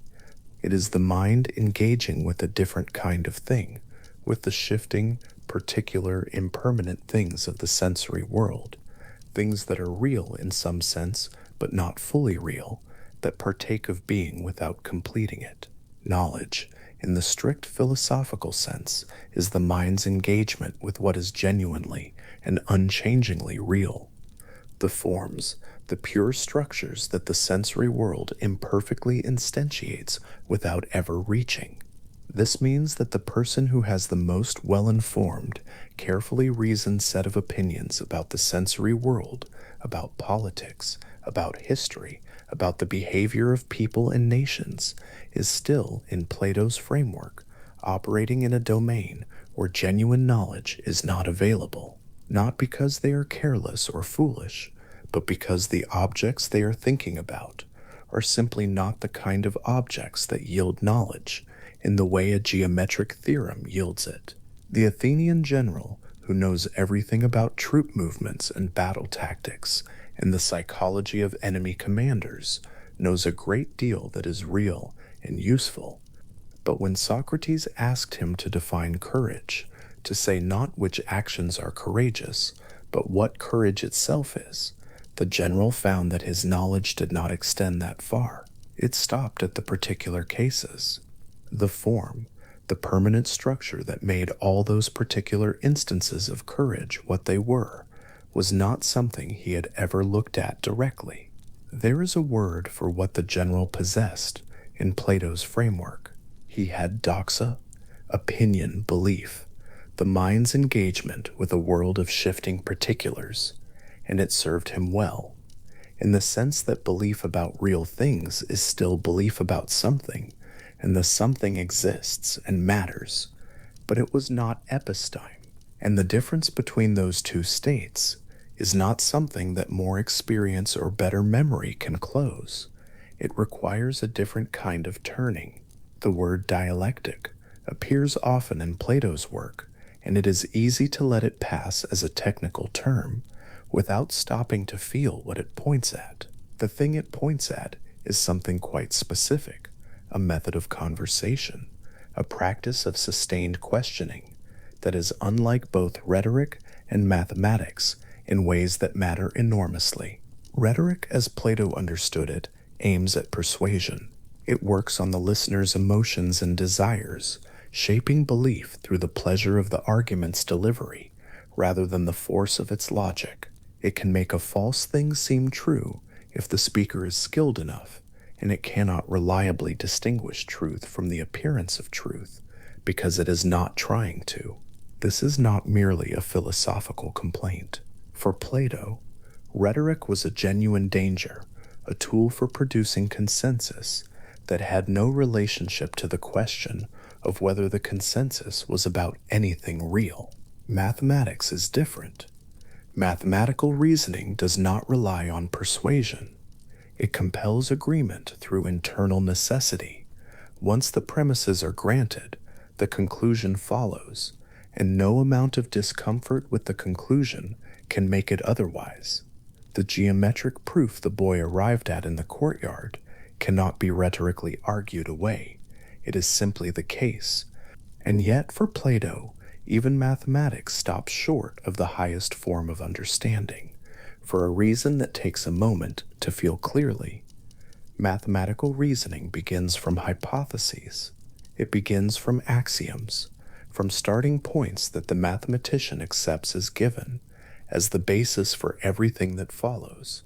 And those starting points, those foundational hypotheses, are not themselves examined within mathematics. They are carried, unquestioned, as the ground from which the argument ascends. Dialectic, as Plato understood it, is the practice that refuses to leave those hypotheses unexamined. It is the practice of pressing further back, of asking not only what follows from the premises, but what grounds the premises themselves, and what grounds those grounds, working backward through the chain of assumptions until the mind arrives at something that is not itself a hypothesis, something that requires no prior assumption to support it, because it is in itself the source of everything else's intelligibility. Plato called this the unhypothetical first principle. He identified it with the form of the good, and the path toward it, the long, difficult, rigorous path of dialectical questioning, is what he believed a philosophical education was ultimately for. This makes dialectics sound like a purely abstract exercise, an intellectual game played at the top of the mind. But in practice, in the recorded conversations Plato preserved, it is something more human and more uncomfortable than that. A dialectical conversation begins with a definition, someone's confident account of what justice is, or what piety is, or what knowledge is, and then proceeds, through careful questioning, to find the point at which that definition breaks, not to humiliate the person who offered it, but to discover together what the definition was missing. And what is missing, in almost every case, is precision about the form, about what the thing truly and permanently is, beneath its particular instances and contingent expressions. Socrates was the greatest practitioner of this method, and his practice made enemies in proportion to its success. The people whose definitions broke apart were not in most cases grateful for the experience. Being shown that one does not know what one thought one knew is not comfortable, and the discomfort does not always produce a desire for more questioning. Sometimes it produces resentment. Sometimes it produces the wish that the questioning would stop. Plato watched this happen more than once, and from it drew a conclusion that runs through everything he wrote, that philosophical education is not something that happens gently to someone who merely wants to know. It requires a certain orientation of the whole person, a fundamental direction of desire toward truth rather than comfort, toward reality rather than the pleasant appearance of reality. The word he used for this orientation in the Republic is hard to translate cleanly.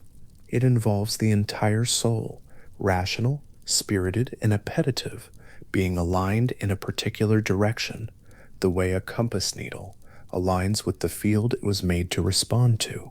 The philosopher is not simply someone who is clever, or curious, or well educated, or socially positioned to think about abstract things. The philosopher, in Plato's account, is someone in whom the deepest loves point in the right direction, not toward honor, though the spirited part of the soul naturally inclines toward honor, and this inclination has its uses, not toward pleasure or material accumulation or the admiration of crowds, toward truth, toward the permanent and the real. And this orientation is rare, requires cultivation, and must be discovered rather than assumed. The philosopher's specific capacity for ascent, for moving through the stages of understanding, from opinion about sensory particulars to genuine knowledge of the forms, is not, therefore, a matter of intelligence in the narrow sense. There are intelligent people in the cave, in Plato's allegory. The shadow expert who can name the shapes before anyone else is intelligent, fast, attentive, practiced. What the expert lacks is not intelligence but orientation. The desire has never turned. The soul, as Plato describes it in one of the Republic's most careful passages, is not lacking a faculty. It is a question of which direction the existing faculty is looking. He uses the image of the eye, not the physical eye, though the physical eye is part of the analogy's force. The eye of the soul, Plato says, is like the physical eye in one crucial respect. It is capable of clear vision, but only when it is turned toward the right source of light. The physical eye that is directed into darkness does not see clearly, not because it is a defective eye, but because it is facing the wrong direction. And the eye of the soul that is directed toward the changing particular world of sensory experience, even if it is very good at what it does in that domain, is not seeing what is most real and most true because it is not facing the source of that truth. The task of education for Plato is not to put sight into a blind eye. It is to turn the seeing eye toward what it was made to see. This turning is not instantaneous. Plato is careful about this. In the cave allegory, the freed prisoner does not step out of the cave and immediately behold the sun in full clarity. The process is gradual. First the fire, whose light is still too strong, then the shadows and reflections outside, easier to look at than the things that cast them, then the things themselves, then the stars, and only at last the sun. Each stage is a resting point, a new level of clarity that prepares the eye for the next, and the eye aches at each transition. The aching is part of the process. What Plato is describing is not the experience of a comfortable intellectual advancement, but something more like the experience of the body's eyes adjusting to a change in light, a real physiological disturbance, a period of genuine disorientation, before the new level of seeing becomes possible. In the philosophical domain, this disturbance has a name that is not always named: the recognition of one's own ignorance. It is the feeling that falls over a person when a definition they thought solid begins to give way under examination, when a belief they thought self-evident turns out to rest on an assumption they cannot defend, when the category they have been using to organize their experience reveals itself as something they have never actually examined. Socrates called this the only thing he knew that he did not know, and it was not, from his own account of it, a pleasant state. It was a kind of vertigo, but it was also, he believed, the only honest beginning, the only starting point from which genuine understanding could grow, because it was the only starting point that had stopped lying to itself about what it already possessed. There is a distinction in Plato's epistemological framework that tends to sharpen this point. Perception and reason are, for him, not two paths to the same destination, with perception being the slower, less reliable route. They are oriented toward different things, and this is not a minor difference. The senses are not untrustworthy, because they frequently deceive, though they do, but because their objects are simply not the kind of objects about which genuine knowledge is possible. Perception gives us the particular apple, the particular sunset, the particular act of apparent generosity. These are real things. They have being, but they are also changing, perspectival, dependent on conditions. This apple in this light, from this angle, at this moment in its ripeness. The form of beauty that is partially present in the sunset is not perceivable by the eyes. It is accessible only to reason, and only to reason that has been properly turned toward it, which means only to reason that has done the slow work of the ascent. This is not a claim that sensory experience is worthless. Plato is not recommending that philosophers refuse to look at the world. He is making a structural point about what the senses can and cannot provide. They can provide abundant, vivid, particular information about a domain of things that is genuinely real, but impermanent. What they cannot provide is access to the unchanging structures that underlie and explain that domain. The way a map of a city provides information about a city's organization without being the city itself, and the way understanding the city requires both the experience of walking through it and some capacity to grasp its structure from above. Perception and reason are not opponents, but are suited to different scales of understanding, and the confusion between them and the treating of sensory experience as the final authority on questions that only reason can answer is, for Plato, the philosophical error from which most others follow. When reason is properly cultivated and properly directed, when it has been trained through mathematics, through dialectic, through long disciplined practice in distinguishing what is from what merely appears to be, it reaches, in Plato's accounts, toward something he can only describe with difficulty, not toward another fact among facts, not toward a conclusion among conclusions, toward the condition that makes every other piece of understanding possible, the form of the good, which stands in the intelligible world as the sun stands in the visible world, not itself one of the things that are seen, but the source of the light by which all the rest are seen. No one arrives there quickly. No one arrives there by cleverness alone. The path requires a turning of the whole person, a reorientation of the deepest loves, and a willingness to sustain the discomfort of not knowing long enough to reach something more honest than the comfortable certainties that came before.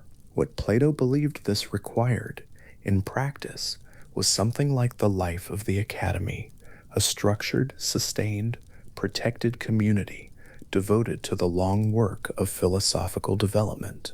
Mathematics first, and for years because mathematics trains the mind to think about objects that are not sensory, without yet requiring it to release its hold on all certainty. Then dialectic, and for more years, and with increasing rigor, pressing back through hypothesis after hypothesis, learning to hold a question open without collapsing it prematurely into a comfortable answer. And then, and only then, when the mind had been sufficiently turned and the soul had been sufficiently ordered, the philosopher would be in a position to understand what the form of the good actually demands, not merely as an abstract idea, but as something whose implications reach all the way into the structure of a life, and beyond a life, into the structure of a city. The soul that has completed this journey, or has moved far enough along it to understand the direction, does not look like what the popular imagination expects of a philosopher. It is not triumphant. It does not arrive in a blaze of certainty at the destination it was seeking. Plato's account of what it is like to have ascended, to have genuinely understood something of the highest order, is quietly extraordinary in its restraint. The philosopher who has glimpsed the form of the good sits afterward in a kind of stillness that is not passivity. It is the stillness of someone who has set down something very heavy, not with relief exactly, but with the changed body of someone who has been carrying a weight and now is not. What was glimpsed cannot be fully articulated. The words for it are always approximations, always slightly less than the thing itself. The forms do not have names in any language that is adequate to them. They have to be approached through philosophy, through the lived experience of the ascent, and they can be pointed at with language, but not captured by it. This is perhaps why Plato wrote dialogues rather than treatises, not only because the dialogue form represents the practice of dialectic, the living, responsive, interruptible movement of genuine questioning, but because any position stated flatly, without qualification, without the interlocutor's pushback, without the moment of definition beginning to give way, is already slightly less than what it is trying to say. The form of the dialogue holds open what a treatise would close. Socrates never writes anything down in the dialogues. Plato has him say in the Phaedrus that writing is a poor substitute for living conversation, because written words cannot answer back, cannot adjust to the specific confusion of the specific reader, cannot feel where the understanding is, and is not yet present. The irony that Plato says this in a written dialogue is one he presumably intended, a small built-in reminder that everything on the page is already a step removed from the thing that philosophical education requires.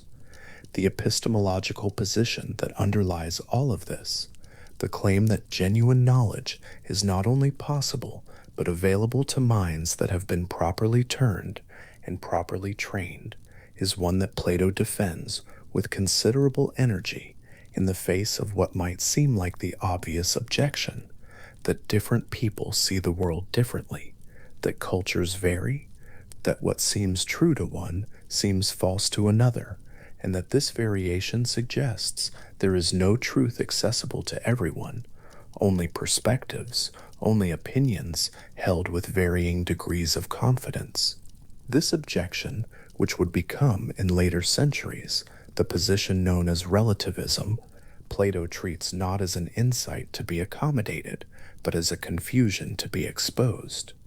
The fact that people disagree about whether a particular government is just does not mean there is no fact of the matter about justice. It means most people have not yet looked at what justice actually is. The disagreement is evidence of the prevalence of opinion, not of the absence of truth. And yet, for all the vigor of this defense, Plato acknowledges something important about the limits of the philosophical project as he has conceived it. The form of the good is not fully articulable. The ascent toward it requires decades of preparation and is never guaranteed to succeed.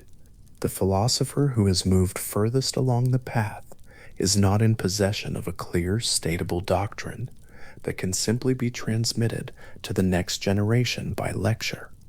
What can be transmitted is the practice, the method, the discipline, the commitment to questioning, and this is why the academy existed, not to store philosophical conclusions, but to maintain a form of philosophical life in which the ascent remained possible, generation after generation, for those who were constitutionally suited to it and willing to undertake the long turning.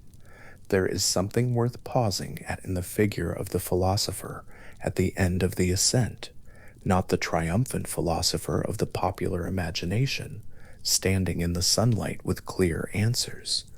The philosopher Plato actually describes, in the specific texture of his language, is someone sitting with a question that has become larger rather than smaller, someone who has pushed far enough into the question of what is genuinely real to understand how much of what usually passes for knowledge is something less. The slave boy in the courtyard, at the end of Socrates' questioning, knew the double square. He also knew, which he had not known before, that he did not know the things he thought he had known before. That second knowing, the knowing of one's own ignorance, the recognition of where the familiar certainties stop and the open question begins, is in Plato's account the beginning of something, not the destination, the beginning. It is a beginning that never resolves, in the sense of completing itself and no longer needing to be made. Each new question that is genuinely asked opens onto further questions. Each hypothesis that is examined under dialectic reveals further hypothesis below it. The unhypothetical first principle, the form of the good, is approached but not exhausted, glimpsed but not possessed, which is to say that the philosophical life, properly understood, is not a project with a terminus, but a sustained orientation, a continued turning toward a light that does not diminish as one draws nearer to it. The mind that has been genuinely turned does not arrive and rest in the sense of stopping. It rests in the sense of having found the direction in which it was always meant to move. In the courtyard in Athens, on the morning that the geometry was drawn in the dirt, Socrates smoothed the surface again after the demonstration was complete. The lines disappeared, the proof that had been there was gone, and what remained was only the boy's changed understanding, the thing in him that had surfaced through the questioning and could not be unlearned, not because it had been taught, but because it had been recovered. The dirt surface was blank again. The morning continued, warm and unremarkable.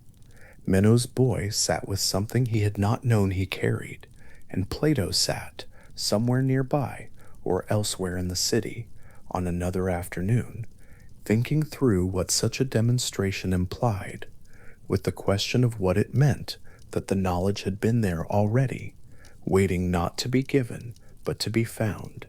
The eye does not need to be rebuilt.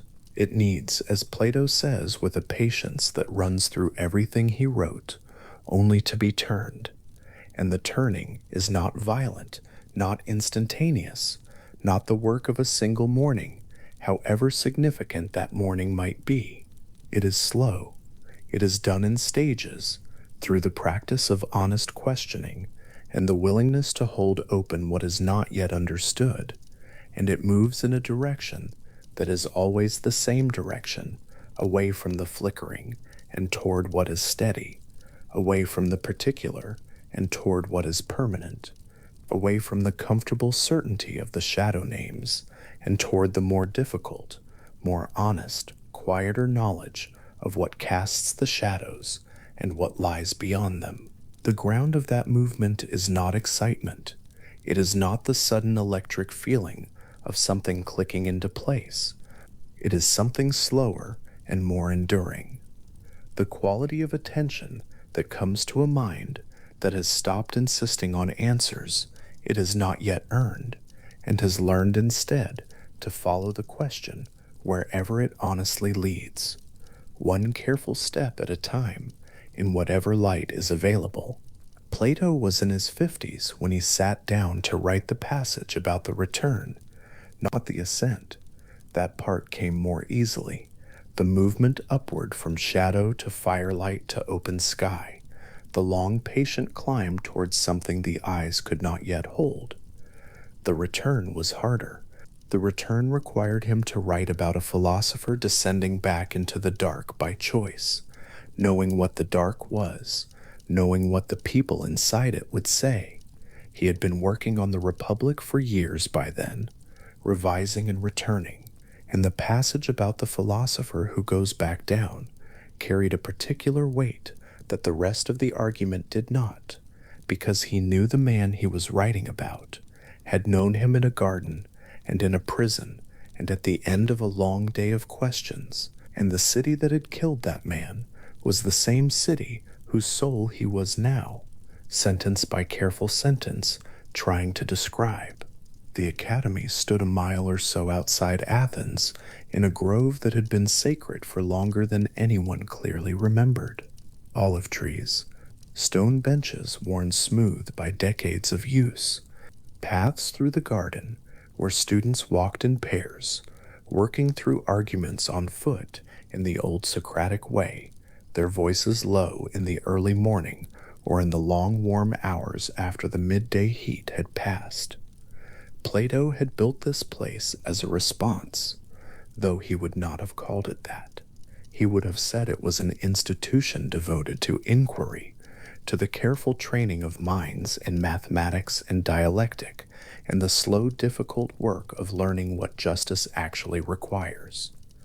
But underneath the institution, underneath the geometry and the argument, there was the older thing, the conviction that Athens had proven something about what happens when a city is governed by people who have never turned toward the light, and that the only answer to that proof was not protest or exile, but a different kind of education, patient and structured and designed to last beyond any single life.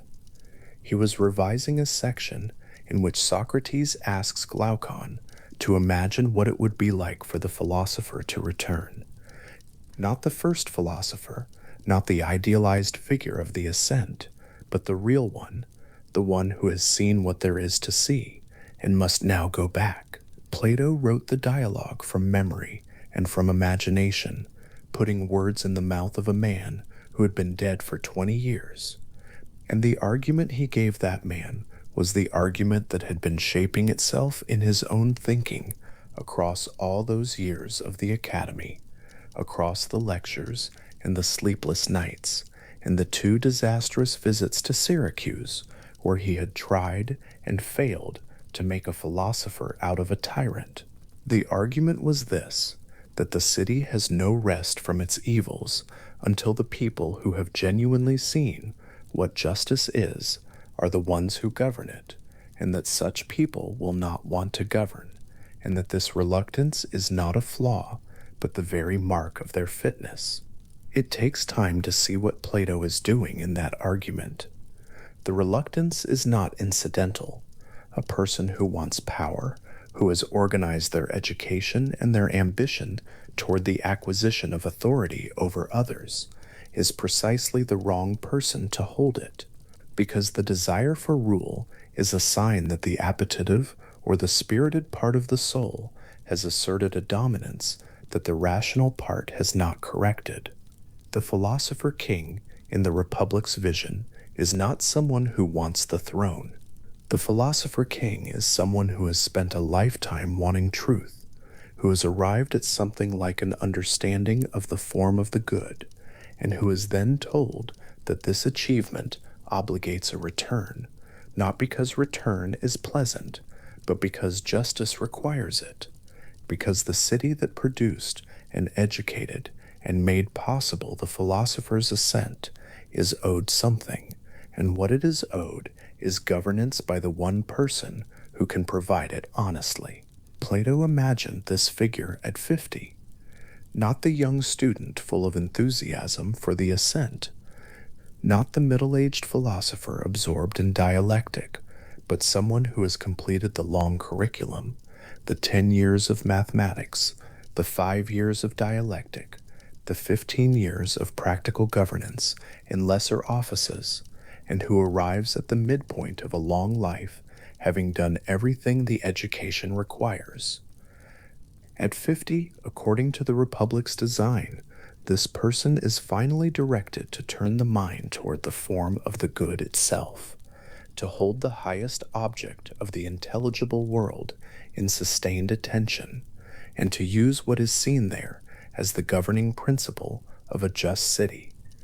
Plato described this figure with a specific quality of stillness, not the stillness of someone who has stopped questioning, but the stillness of someone who has questioned for so long that the urgency has left the questions without draining them of their weight. And what remains is something more useful, something closer to sight than to seeking. The ideal city, which Socrates calls Callipolis in the Republic, the beautiful city, the city of fine order, is not a blueprint. Plato was clear enough about this, or clear enough in his way, which is to say the clarity is there if the argument is followed all the way, rather than stopped at the pleasing parts. Callipolis is constructed in speech, as Socrates says, built from words the way a geometer builds a proof, and its value is the same as the proof's value, not as a thing to be enacted, but as a demonstration of what justice would require if it were ever fully realized. The city has 3 classes corresponding to the 3 parts of the soul: the producers, the auxiliaries who enforce and defend, and the guardians who rule. Each class has its proper virtue: the craftsman, moderation; the auxiliaries, courage; the guardians, wisdom.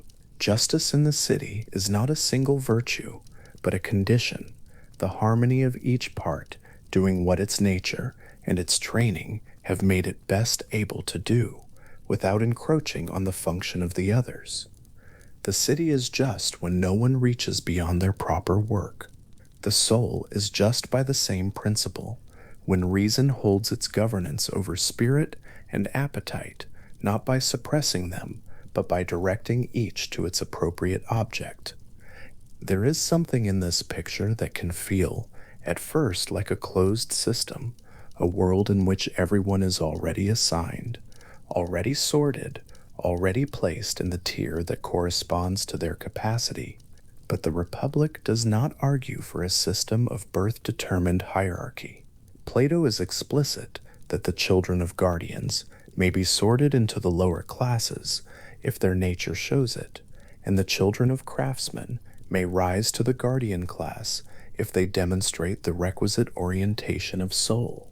The sorting is by nature, not by parentage, and the nature that qualifies a person for the highest class is not intelligence alone, not social skill, not ambition, but a fundamental orientation of desire, a tendency of the soul to find its satisfaction in truth and in being rather than in honor or wealth or pleasure. This orientation is rare. It must be found and then carefully cultivated, and without both the finding and the cultivation, it comes to nothing, or worse, it turns in on itself, or is captured by rhetoric and turned toward the production of beautiful speeches in service of popular opinion, which is the sophist's way and the demagogue's, and the path Plato believed Athens had taken. The cave allegory carries the political argument in its bones. The shadow experts inside the cave, the prisoners who have grown so skilled at reading the patterns on the wall that they can call the shapes before the others, who are rewarded and celebrated for this skill by their companions. These figures are not abstractions. Plato identified them in the surrounding pages of the Republic with the successful rhetoricians and sophists and popular politicians of Athenian democracy, figures who had developed extraordinary facility with appearances, who had learned the movements of public opinion, the way the prisoners had learned the movements of shadows, and whose mastery was celebrated as wisdom by a demos that had never been offered the chance to look at anything other than the wall. The political implication is not subtle, and Plato did not intend it to be subtle. The democracy that had killed Socrates was, by his account, a civilization of shadow readers, rewarding and elevating the people who were best at managing appearances, most skilled at giving the assembled citizens what they wished to hear, most fluent in the language of a world that had never once turned to look at its own source. The degenerative sequence Plato traces in the later books of the Republic is one of the stranger and more unsettling arguments in the text, partly because it proceeds with such geometrical calm. Beginning from the ideal aristocracy of philosopher kings, he traces a sequence of decline through 5 types of city and corresponding types of soul, each stage a step further from justice and a step further into the domination of lower parts of the soul. The timocratic city, ruled by honor and military virtue, gives way to the oligarchic city, ruled by wealth. The oligarchic city produces, through its own instabilities, the democratic city, in which freedom becomes the supreme value, and every appetite is treated as equally worthy of satisfaction. And the democratic city, through the same logic, slides finally into tyranny, the rule of the city, by the soul's most violent and disordered desires, embodied in a single figure who has destroyed every constraint that stood between himself and the gratification of whatever he wants in this moment. The tyrant of Book 9 is Plato's portrait of the most unjust soul, set against the philosopher as the most just. He lives in a city that mirrors his own interior disorder, surrounded not by friends, but by flatterers, because friendship requires the kind of stable, trustworthy selfhood that a soul ruled by appetite has long since dissolved. He cannot be trusted, cannot trust, cannot find rest, because the desire that drives him is not the kind that can be satisfied. It expands with satisfaction. It requires more of whatever it requires. It is organized around the permanent absence of whatever it pursues. The tyrant in the Republic's account is the least free human being alive, precisely because he appears to have the most power. He can do whatever he wishes, and what he wishes is determined by drives he did not choose and cannot govern. Plato presents this not as a judgment, but as a geometry. The tyrant is what you get when the soul is fully disordered, just as the philosopher is what you get when the soul is fully ordered. And between these two poles, the other types are arranged by degree, each one corresponding to a particular failure of rational governance. The philosopher's happiness in Plato's account is also a matter of geometry. There is a famous calculation in Book 9 in which Socrates attempts to measure the distance between the philosopher's pleasure and the tyrant's pleasure. Arriving at the figure of 729, the cube of 9, or the product of 3 cubed by 3 cubed, arrived at through a sequence of ratios that is less convincing as arithmetic than as rhetoric. What survives the arithmetic is the structure of the claim that the life organized around the pursuit of truth and the governance of reason over appetite is, in measurable terms, more pleasant than the life organized around any other principle, not more virtuous in a way that requires sacrifice, more pleasant in a way that requires understanding. The philosopher is not suffering in service of an ideal. The philosopher has found, through long effort and genuine reorientation, that what is most satisfying to a soul that has turned toward being is precisely what genuine knowledge offers, which is the only thing that does not diminish when it is given. Plato spent the last decades of his life at the academy, continuing to teach and to write. The dialogues of his later period are stranger and more technical than the Republic, more willing to press the theory of forms into difficulties rather than to present it at the height of its rhetorical confidence. In the Parmenides, he subjects the theory to a series of objections so formidable that scholars have wondered ever since whether Plato himself believed they were answerable. In the Sophist and the Statesman and the Philebus, he continues to refine and complicate the metaphysical and political arguments of the Middle Dialogues, moving into territory that is less beautifully imagined and more honestly perplexed. This later Plato is harder to read, and perhaps more admirable for that. A thinker who had spent 40 years building a philosophical system, and who spent the next 20 pressing on its joints to see where they gave. The argument about the philosopher king never quite resolved into policy, for Plato or for anyone else.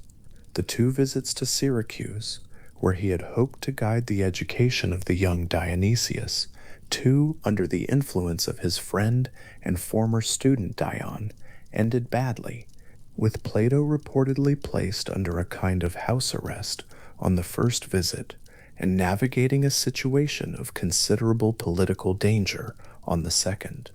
The philosopher who had written about the reluctance of genuine philosophers to govern had himself been drawn, against his better judgment perhaps, into the attempt to shape a ruler, and the attempt had shown him what the attempt usually shows, that the distance between a philosophical argument and a political situation is not a problem that more philosophy alone can close.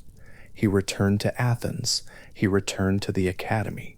He went on teaching geometry and dialectic in the olive grove, and the arguments continued, and the city went about its business outside the grove's boundary, and the hemlock Socrates had drunk 4 decades earlier had long since passed into Athenian history as a fact that most Athenians had made their peace with, though Plato had not entirely, not in the way that peace is made when the thing is fully set down.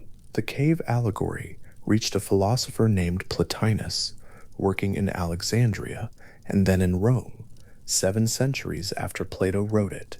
Plotinus had read the Republic with the kind of attention that transforms a text from something read into something inhabited, and the allegory's structure became one of the central organizing images of his own philosophy, the Neoplatonist system in which all of reality emanates from a single source of pure being, which Plotinus called the One, and in which the soul's work is to trace its way back through successive levels of reality toward union with that source.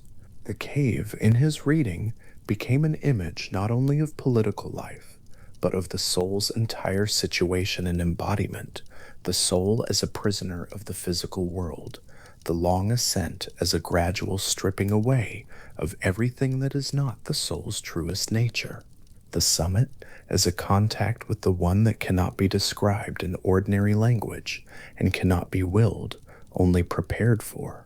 Plotinus claimed to have achieved this contact several times. His student Porphyry, who wrote his biography, reported that in the years he knew him, the union happened 4 times, brief and wordless, and completely unlike anything else in a thinking life. There is a long distance between the cave as Plato wrote it and the cave as Plotinus read it, though the distance runs along lines that are already in the original. Plato's prisoner emerges into sunlight and is temporarily blinded by what he sees. The transition is not smooth, not immediate, not without pain. Plotinus's soul approaches the One through a sequence of preparations that are also not smooth, that require the systematic detachment from what the lower levels of being offer, and that arrive at something that resembles the Platonic philosopher's ascent, while pressing it further into a register that Plato had perhaps gestured toward, but had not fully entered. The form of the good, in Plato's account, is the highest object of knowledge, the source of being and intelligibility for all other forms, apprehended by the highest cognitive state of noesis in a sustained and effortful contemplation. The one in Plotinus is something beyond being, beyond knowledge, approachable only by a mode of contact that is not quite knowing, that leaves the categories of the divided line behind. Whether this is a development of Plato's argument or a departure from it has been debated since Plotinus wrote. Both things are probably true in different proportions depending on which paragraph one reads.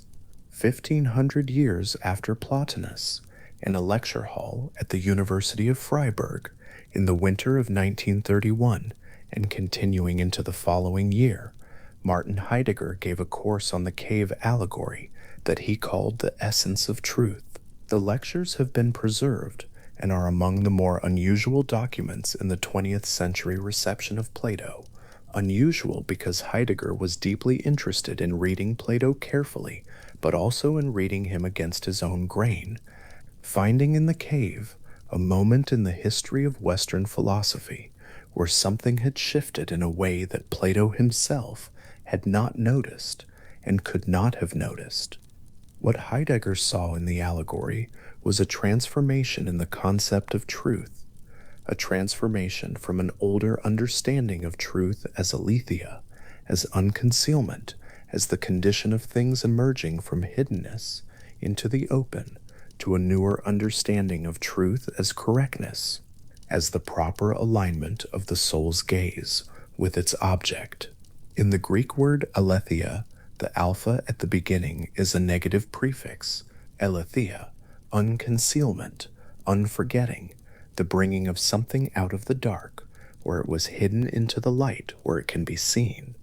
The distinction Heidegger was drawing matters in a way that takes time to settle. In the older understanding, truth is something that happens to things. They emerge, they come into the open, they are unconcealed. The emphasis falls on the being of the thing, on its movement from concealment to presence. In the understanding Heidegger found consolidating in Plato's allegory, truth is something that happens to the gaze. The soul is turned rightly or wrongly, and truth consists in the right orientation, in the adequacy of the seeing to what is being seen. The emphasis has shifted from the thing to the knower, from unconcealment to correctness, from being to cognition. Heidegger's argument was that this shift consolidated in Plato and transmitted through the Platonist tradition into all subsequent Western philosophy had consequences that took millennia to fully work out, consequences that were still working themselves out in the philosophical movements of his own century. He did not regard this as Plato's failing exactly, more as something that was already underway in the Greek language and the Greek philosophical situation, of which the cave allegory was a particularly clear and visible crystallization. Whether Heidegger was right about this is a question philosophers have been working on since the lectures were first published. The most careful readers of early Greek thought have not all agreed that aletheia carried the weight Heidegger placed on it. The argument is genuinely contested in a way that cannot be resolved by appeal to the texts alone, because the texts are ambiguous in the relevant places, and the ambiguity is not an accident. What remains, even setting aside the contested history, is the question Heidegger was asking underneath the historical one, the question of what truth is, of whether it is better understood as something that emerges into openness or as something that is correctly aimed at, of whether the philosophical life is better described as a patient waiting for things to show themselves, or as an active turning of the soul toward what is already there to be seen. Plato, in the cave allegory, describes both. The light comes from the sun. The prisoner must also turn. The allegory has been read by people in every century since it was written, in circumstances Plato could not have anticipated, for purposes he would have recognized, and purposes he would not. It has been read as a political document, as a mystical text, as a theory of education, as a theory of representation, as a description of the condition of the mass media, as a diagnosis of ideology, as a founding document of idealism, as the original sin of Western metaphysics, as a liberation narrative, as a warning. Every generation finds in the cave what the cave offers in response to that generation's particular situation. And this is not evidence that the allegory means nothing in particular, but that it means something general enough to hold many particular things without being exhausted by any of them. A shadow on a wall is a shadow on a wall. A chain is a chain. The fire behind is always behind. The sun above is always above. These images have a precision that philosophical prose cannot fully specify, which is why Plato, who spent his entire career writing philosophy, chose at the center of his greatest work to tell a story.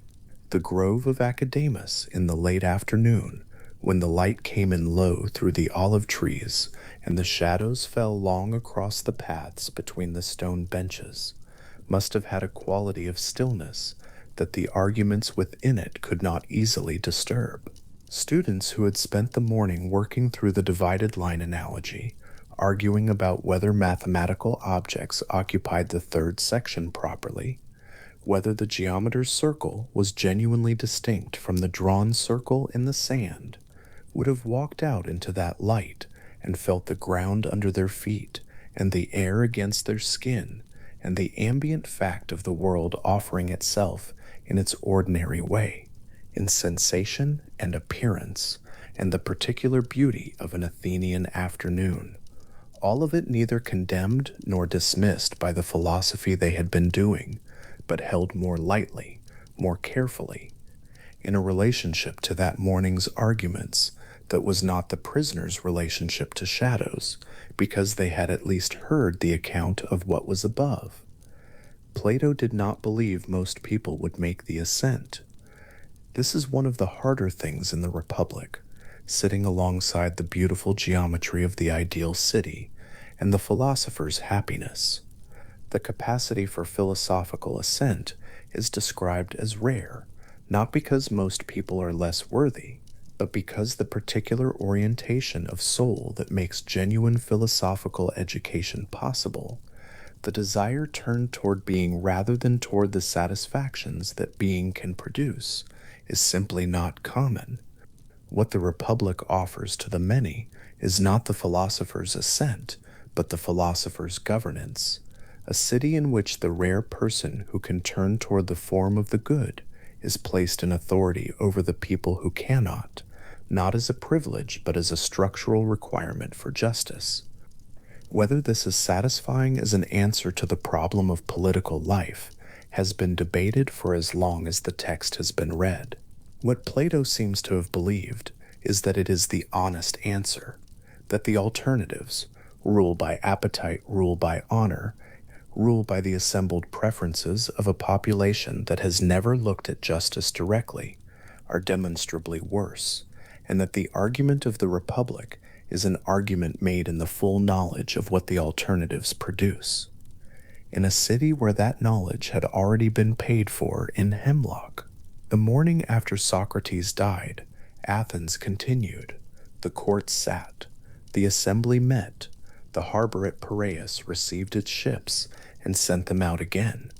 The agora filled at dawn with traders and citizens, and the talk was of the day's business, of war and treaty, and the price of grain. And the philosopher who had spent 30 years asking the city's most prominent figures whether they knew what they thought they knew had been removed from the conversation by the process the city had provided for that purpose.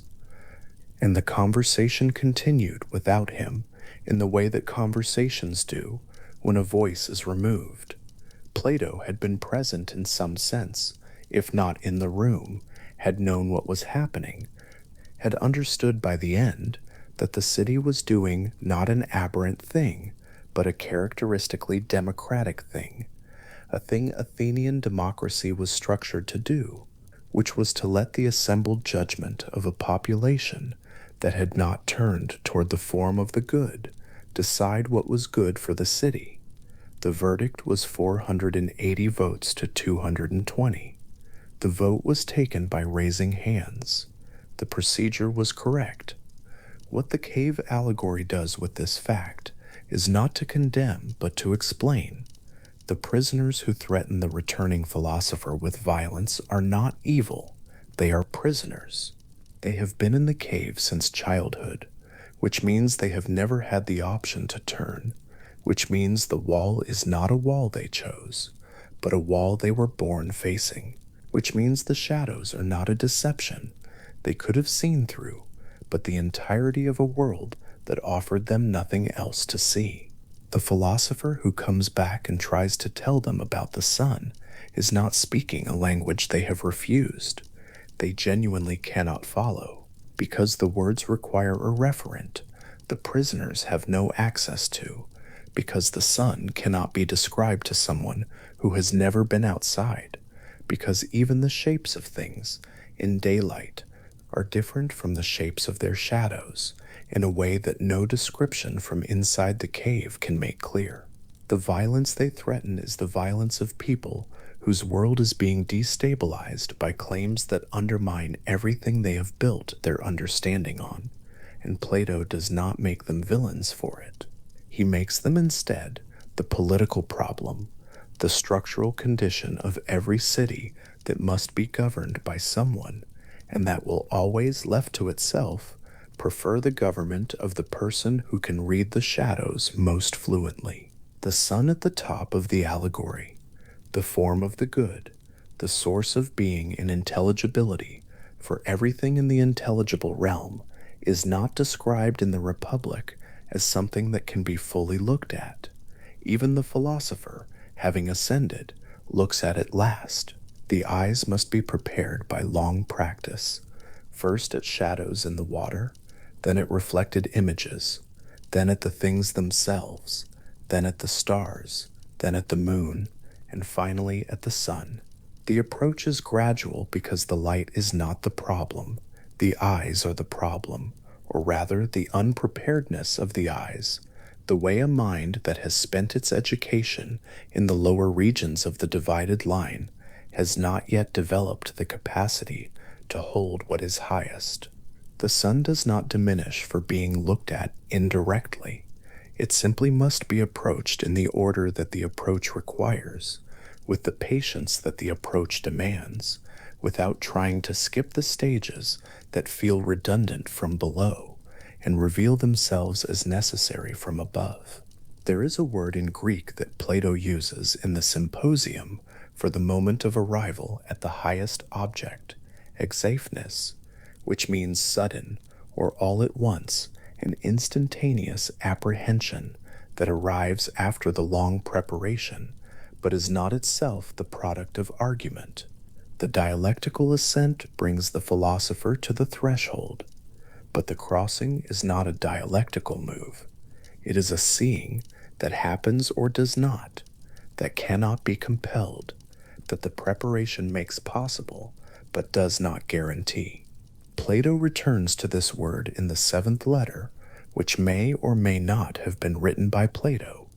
The question of its authenticity has never been settled, where the same instantaneous apprehension is described as arising from long communal inquiry, from the rubbing of mind against mind in genuine philosophical conversation, and then suddenly, like a flame kindled by a leaping spark, appearing in the soul and going on nourishing itself. The image of the leaping spark is the Republic's sun held at its smallest and most intimate, the same light, appearing in a different scale, in the interior of a mind that has been long enough in the right kind of darkness. The cave mouth is an opening in both directions. Light enters through it from the world above. The philosopher exits through it on the ascent and enters again through it on the return. It is the boundary between the cave's contained and managed darkness and the open, uncontrolled light of the world outside, and it is traversable in both directions, though the traversal is not symmetrical. Going up is harder than going down, because what was learned in the light does not translate easily into the cave's terms, and the eyes that have adjusted to sunlight must readjust to shadows, and in the interval between those adjustments, the philosopher stumbles and is mocked, and the mockery is a form of information about the cave, about what it takes to live in the cave without having left it, about what it costs to return. Plato stood at the edge of that opening his entire adult life.